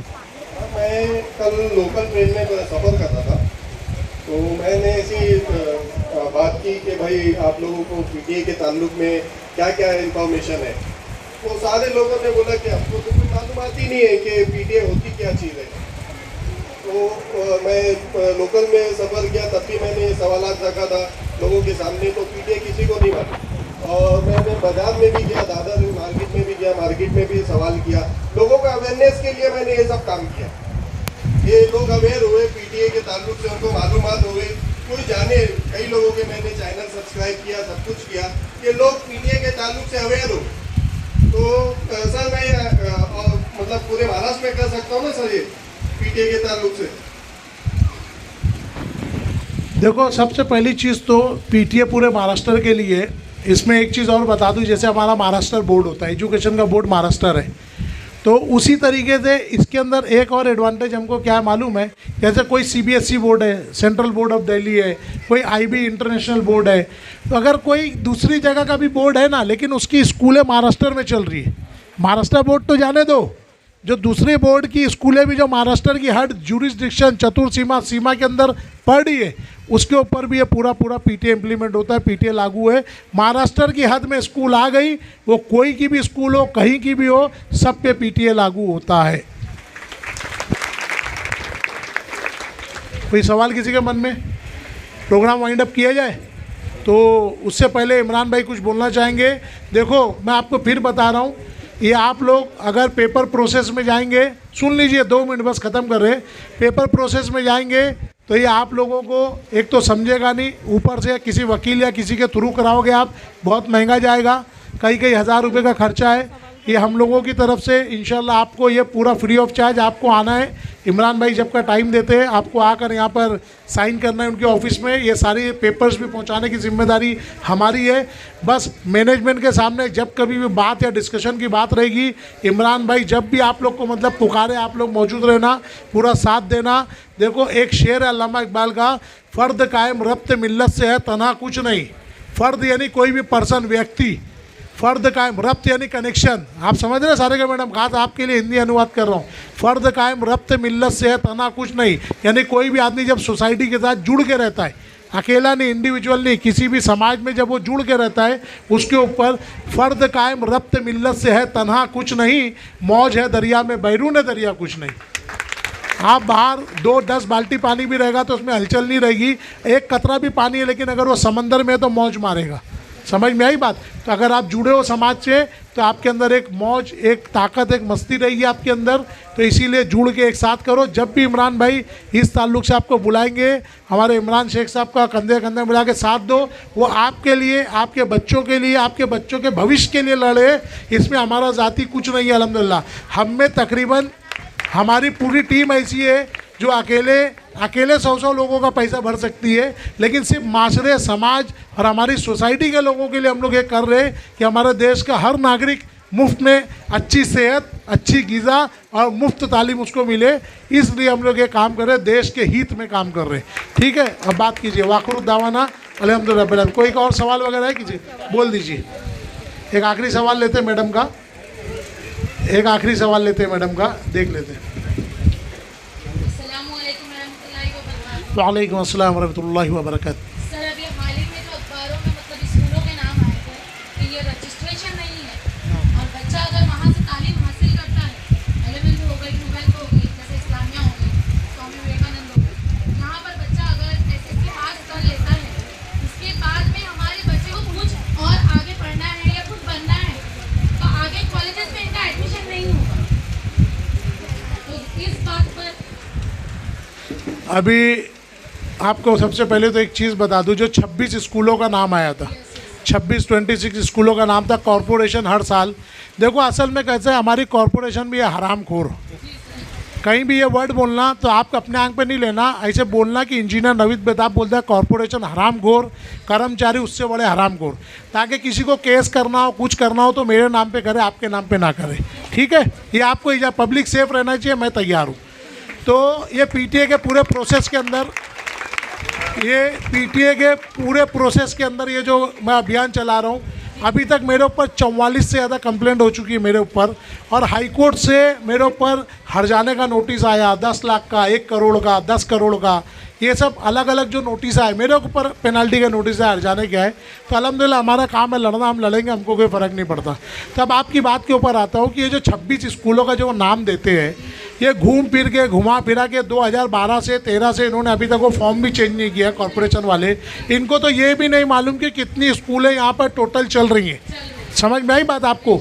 हमारे कमिश्नर को नहीं मालूम, हमारी डिप्टी कमिश्नर को नहीं मालूम, हमारे शिक्षा मंडल को नहीं मालूम। उनको जब ये चीज़ मैं बोला, आपने 2013 से अभी तक ये लिस्ट भी बदली नहीं की हो, कितनी स्कूलें ऐसी जो चालू थी, बंद होकर गाँव भी चले गए। वो जो खाना खजौली जिला घसघस से खेत बेच के आए थे, स्कूल चालू किए, नहीं कमा के गए, वापस भी चले गए वो लोग, तो उनकी भी स्कूलों के नाम आ रहे हैं। बहुत सारी ऐसी स्कूलें हैं। देखो इसमें 2 चीज़ें होती है, अगर कोई हमारे मोहल्ले में कोई क्रिमिनल या चोर है तो हमको मालूम रहेगा ना ये चोर है, इस पर गुना दाखिल है, केस है। लेकिन अगर कोई ऐसा चोर हो जिसके बारे में किसी को मालूम ही ना हो कि ये चोर है, तो क्या वो चोर नहीं है? तो आपको मालूम वो जो 26 स्कूलों के नाम वो दे रहे हैं ना, कम से कम 226 स्कूलें पूरे भिवंडी के अंदर ऐसी है जिसका तो इलीगल में भी नाम नहीं। बात समझ में आ रही है मैं क्या बोलना चाह रहा हूँ? वो 26 स्कूलें वो है जिसको बता दिए ये चोर है, ये चोर है, ये चोर है, लेकिन वो 226 का क्या, जिसका चोर में भी नाम नहीं है, इलीगल में भी नाम नहीं है उनका। तो ऐसे ये सब जो है ना, ये हमारे जो नाकारा, निकम्मे, भ्रष्ट, करप्ट जो अधिकारी, कर्मचारी, ये हमारे डिपार्टमेंट जो है ना, ये उनके ऊपर है। और ये मैं जितनी बेबाकी के साथ इनको बोल रहा हूँ और चैलेंज कर रहा हूँ कि गाओ, हिम्मत है, केस करो, मैं देखूंगा। ये आप सभी बोलोगे क्योंकि इस देश की राजा जनता है। ये देश जो है ना, जो डेमोक्रेसी है ना, to the people, by the people, for the people का जो ये है ना कि ये आवाम के लिए, आवाम के ज़रिए, आवाम ही की हुकूमत है। तो इसके राजा आप हो, इस देश की जनता आप हो, आपको पूरा इख्तियार है कि ये सारी अकाउंटेबिलिटी, यानी इनसे पूरा लेखा जोखा, हिसाब किताब लेना, ये आपके हक में है। लेकिन हम लोग अपने हुकूक नहीं जानते, आम पब्लिक डरती है। जैसे कि आप देखेंगे अभी ये मैराथन जो अभी DCP ने करवाया था, वो मैराथन के लिए पूरे भिवंडी के ट्रैफिक की सत्यानाशी हो गई थी, हुई थी ना। वहाँ जब ST पे जाके न्यूज़ चैनल चलाया गया, न्यूज़ ली गई, वहाँ पर कोई मुंह खोलने को तैयार नहीं था। वाहिद बंदा जो है फुरकान मोमिन ये सामने खड़ा है, ये बंदे ने DCP का नाम लेके बोला, तो हमारे समाज के लोग इसको समझा रहे थे पुलिस तेको ऐसा कर देगी, पुलिस तेको वैसा कर देगी, DCP बुला लेगा, DCP वो कर देगा। ये उसको डरा रहे, समझा रहे। कौन? हमारा नौकर है ना DCP। कौन? हमारा नौकर है। क्या गलत बोला? दारू का अड्डा चला रहा है, ठेका चला रहा है, क्लब चला रहा है, जुगाड़ चला रहा है, अपने हुकूक के लिए भी जनता नहीं बोले तो ये क्या पुलिस शाही है क्या? ये क्या ये नौकरशाही है क्या? अरे भाई, ये देश की जनता, ये डेमोक्रेसी कंट्री है, हर एक को अपने हक के लिए बोलना है। और ठीक है, अगर किसी को हक बोलने पर मर भी जाता है ना, मर गया तो शहीद, जी गया तो गाजी। ठीक है, कोई और सवाल है? इलीगल अपने हक लेना सीखो, सब पूरा पूरा हो जाएगा। आप आ जाओ भाई, इधर आ जाओ, सामने आ जाओ, उनको माइक दो। क्या सवाल है? उधर। अस्सलाम वालेकुम सब भाई बहनों को। सबसे पहले अभी भाई साहब ने बोला कि PTF लोकल में मैं जा रहा था तो मालूम नहीं था, तो जियो भी आया था तो किसी को मालूम नहीं था। भिवंडी में जब इमरान भाई ने पीटीए लाई है तो आप सबकी जिम्मेदारी है कि इसको भिवंडी में कैसा फैलाना है। वेरी गुड, इमरान भाई के लिए ताली हो। आज मैंने देखा कि बहुत दिनों के बाद शिक्षा की वजह से आज माँ बाप को फिक्र हो रही, क्या पैसे जा रहे इसके लिए फिक्र हो रही। सबसे पहले शिक्षा की वो आप आए पीटीएफ की जैसे पीटीएफ आप बोल रहे कि सबसे पहले जुड़ो, एक संगठित बनो, संघर्ष करो, जब संघर्ष होएगा। Very good, very good, very good, तब तक कुछ नहीं होएगा। परफेक्ट। इमरान भाई ने बताया आपको लगे कि ये चीज सब आएगी, इमरान भाई अकेले भी कुछ नहीं कर सकते। ये सब अपने अंदर की जागरूकता जरूरी है कि हम हमारे हक को जानने की जरूरत है। हमारे जब तक हम हमारे हक को नहीं जानोगे तो लड़ोगे कैसे, और लड़ोगे कैसे तो उनका साथ देंगे कैसे। वक्त आने पर हम खाली हमारा ही फायदा सोचते हैं, हमारे फायदे के साथ साथ हमारे आने वाले बच्चों का भविष्य हम ऐसे अंधेरे में झोंक रहे हैं कि जिसको आज किसी को भी खबर नहीं होगी कि हम क्या फिक्र भी नहीं वो चीज़ की कि हमारे आने वाले बच्चों का भविष्य क्या होएगा। आज हम यही देखते हैं कि 200 आएंगे या 500 आएंगे, 500 आएंगे, 1000 आएंगे। मेरा बच्चा वहाँ जा रहा है, मेरा बच्चा उस स्कूल में पढ़ रहा है। कोई ये नहीं चाहता कि मेरा बच्चा सरकारी स्कूल में पढ़े। क्यों? इसके पहले सरकारी स्कूलें नहीं थी, तो फिर क्यों आज प्राइवेट स्कूल चाहिए? स्टेटस अपना अपना स्टेटस, प्रेस्टीज उसके लिए चाहिए। पहले सिर्फ और सिर्फ सरकारी स्कूलें ही थी। देखो मैं इसकी एक बात बताता हूँ। आज जैसे वो आपा ने बोले सरकारी स्कूल, बोले ना, गौर करो इधर मेरी बात। आज वो आपा ने बोले सरकारी स्कूल, तो बोले इससे मैंने ये ग्लोरी से निकाल दी, उसमें डाली। और किसी और को भी मैं यहाँ जो हमारे लोग बैठे, हमारी बहनें, हमारे भाई, बोलूँगा तुम निकालो और म्यूनसिपलिटी की स्कूल में डालो। या कोई मेरे को भी बोलेगा कि यार तेरे बच्चे को केमियत से निकाल, वो म्यूनसिपलिटी की स्कूल में डाल, तो मेरा भवें टेढ़ी हो जाएगी, मेरा मुंह बिगड़ जाएगा, ये है कि हम गरीब है, क्या हम फकीर है, क्या ऐसे ऐसे जुमले बोलेंगे। लेकिन एक चीज़ आप सोचो, इंसान खुद कितनी डुअल पॉलिसी रखता है कि अगर वो 10वीं तक बच्चे को पढ़ाने के लिए बड़ी बड़ी उसको इंग्लिश मीडियम की स्कूल और बड़े बड़े अंग्रेज़ों की तरह स्कूल चाहिए उसको, लेकिन जब 10वीं के बाद या 12वीं के बाद जब हायर एजुकेशन में जाता है, मेडिकल, इंजीनियरिंग, तो फिर क्या को सरकारी स्कूल, VJTI और गवर्नमेंट पॉलिटेक्निक, गवर्नमेंट की स्कूलों को प्रेफरेंस देते। यानी कि आज भी नंबर 1 ग्रेड जो है, हाई ग्रेड जो है, तमाम सरकारी स्कूल कॉलेजेस का ही है ना भाई। गवर्नमेंट कॉलेज में MBBS किया, गवर्नमेंट कॉलेज में इंजीनियरिंग किया, गवर्नमेंट में ये किया, उसमें फ़ख्र होता है। मेरे बच्चे का VJTI में आया, मेरे बच्चे का महाराष्ट्र एजुकेशन बोर्ड में आया, मेरे बच्चे का महाराष्ट्र MBBS कॉलेज में आया, साइन में आया, खुशी खुशी बताते हैं। वही सरकारी स्कूल को हायर एजुकेशन के लिए हम फ़ख्र महसूस करते, तो छोटी क्लास के लिए अपने आप को हकारत या ज़िल्लत क्यों महसूस करते? यही मेंटालिटी देखो केजरीवाल ने इसी चीज़ को समझा और उसके इख्तियार में जो चीज़ थी। देखो एक आखिरी मुद्दे की बात बोल के इमरान भाई को दे दूंगा मैं। केजरीवाल ने इसी चीज़ को समझा, वो चीफ मिनिस्टर है ना, आज 2 स्टेट में हुकूमत हो गई उसकी, पहले कल ही दिल्ली में थी, तो उसने क्या किया, उसके इख्तियार में जो जो म्यूनसिपलिटी स्कूलें थी उसको इस लेवल पे बना दिया कि आज लोग उस स्कूल में पढ़ाना भी अपना फ़ख्र महसूस कर रहे हैं ना, इतना अच्छा डेवलप किया। लेकिन मेरी मुद्दे की बोलने की बात क्या, वो चीफ मिनिस्टर था, उसको पावर थी ना, चीफ मिनिस्टर है कि स्टेट का सबसे मेन बाप, उसको पावर थी, उसने कर दिया। लेकिन ये केजरीवाल में भी दम नहीं था कि वो प्राइवेट स्कूलों को छेड़ दे। ये केजरीवाल में भी दम नहीं था, ये अल्लाह ने हम लोगों से काम लिया प्राइवेट स्कूलों को छेड़ना। समझ में आई बात? तो वहाँ पे जबकि हमारे तमाम स्कूलों के board, CBSE board, IB board, international board, तमाम स्कूलों के बड़े बोर्ड आज भी दिल्ली में, हमारी यूनिवर्सिटी का जो UGC है उसका सेंटर दिल्ली है, हमारा कैपिटल दिल्ली है, हर चीज़ की बुनियाद मरकज़ दिल्ली होने के बाद भी केजरीवाल में हिम्मत नहीं थी कि प्राइवेट स्कूलों को छेड़ दे। ये अल्लाह ने हम लोग से काम लिया, अल्लाह का शुक्र है। तो ये सोचो, अपनी ताकत पहचानो, आप भी हम में से वही पेरेंट हो, वही महाराष्ट्र और खास तौर से भिवंडी की सरजमीन की हो। पूरे महाराष्ट्र में PTI का इनकलाब आपके शहर भिवंडी से आया है। ये खुशी की बात है, इसीलिए इसके ऊपर डटे रहो। हर चीज़ का सोल्यूशन पीटीए। मेरा चैनल नवीद बेताब लिखो तो भी वही आएगा, इंजीनियर नवीद बेताब, वही भी मेरा यही फ़ोटो के साथ चैनल है। सब चैनल सब्सक्राइब करके बेल आइकन ऑल पे जाओ, और जैसे पिक्चर फिल्में दूसरी चीज़ें देखते हो 2-3 घंटा मेरी अलग अलग पीटीए की स्पीचेस सुनो। हिम्मत आएगी, आपके अंदर कॉन्फिडेंस आएगा, तमाम कानून मालूम पड़ेगा। आप पढ़ने जाओगे तो कई साल लगेगा आपको वो GR पढ़ने, कानून पढ़ने। आपको चंद घंटे की वीडियोज़ में कानून आ जाएगा, आप सीख जाओगे, अपडेट आप तक वो चीज़ें आ जाएंगी, और आप पीटीए के तमाम मामला हो जाएंगे। आप उसको सब्सक्राइब करो, इमरान भाई के पीटीए ग्रुप से जुड़ो, और जो भी एक्शन लेना रहेगा, कुछ करना रहेगा आगे हमारे को भ्रष्टाचार बदुनाने के खिलाफ, तो आपको पूरा इमरान भाई जैसा डिसाइड करेंगे, हम लोग तो बात आएगी। हम लोग इंशाल्लाह आप लोग के साथ खड़े मौजूद है। मैं मेरी बात क्या ख़त्म करके माइक इमरान भाई को देता हूँ। वाखिरुद्दावाना अल्हम्दुलिल्लाहि रब्बिल आलमीन।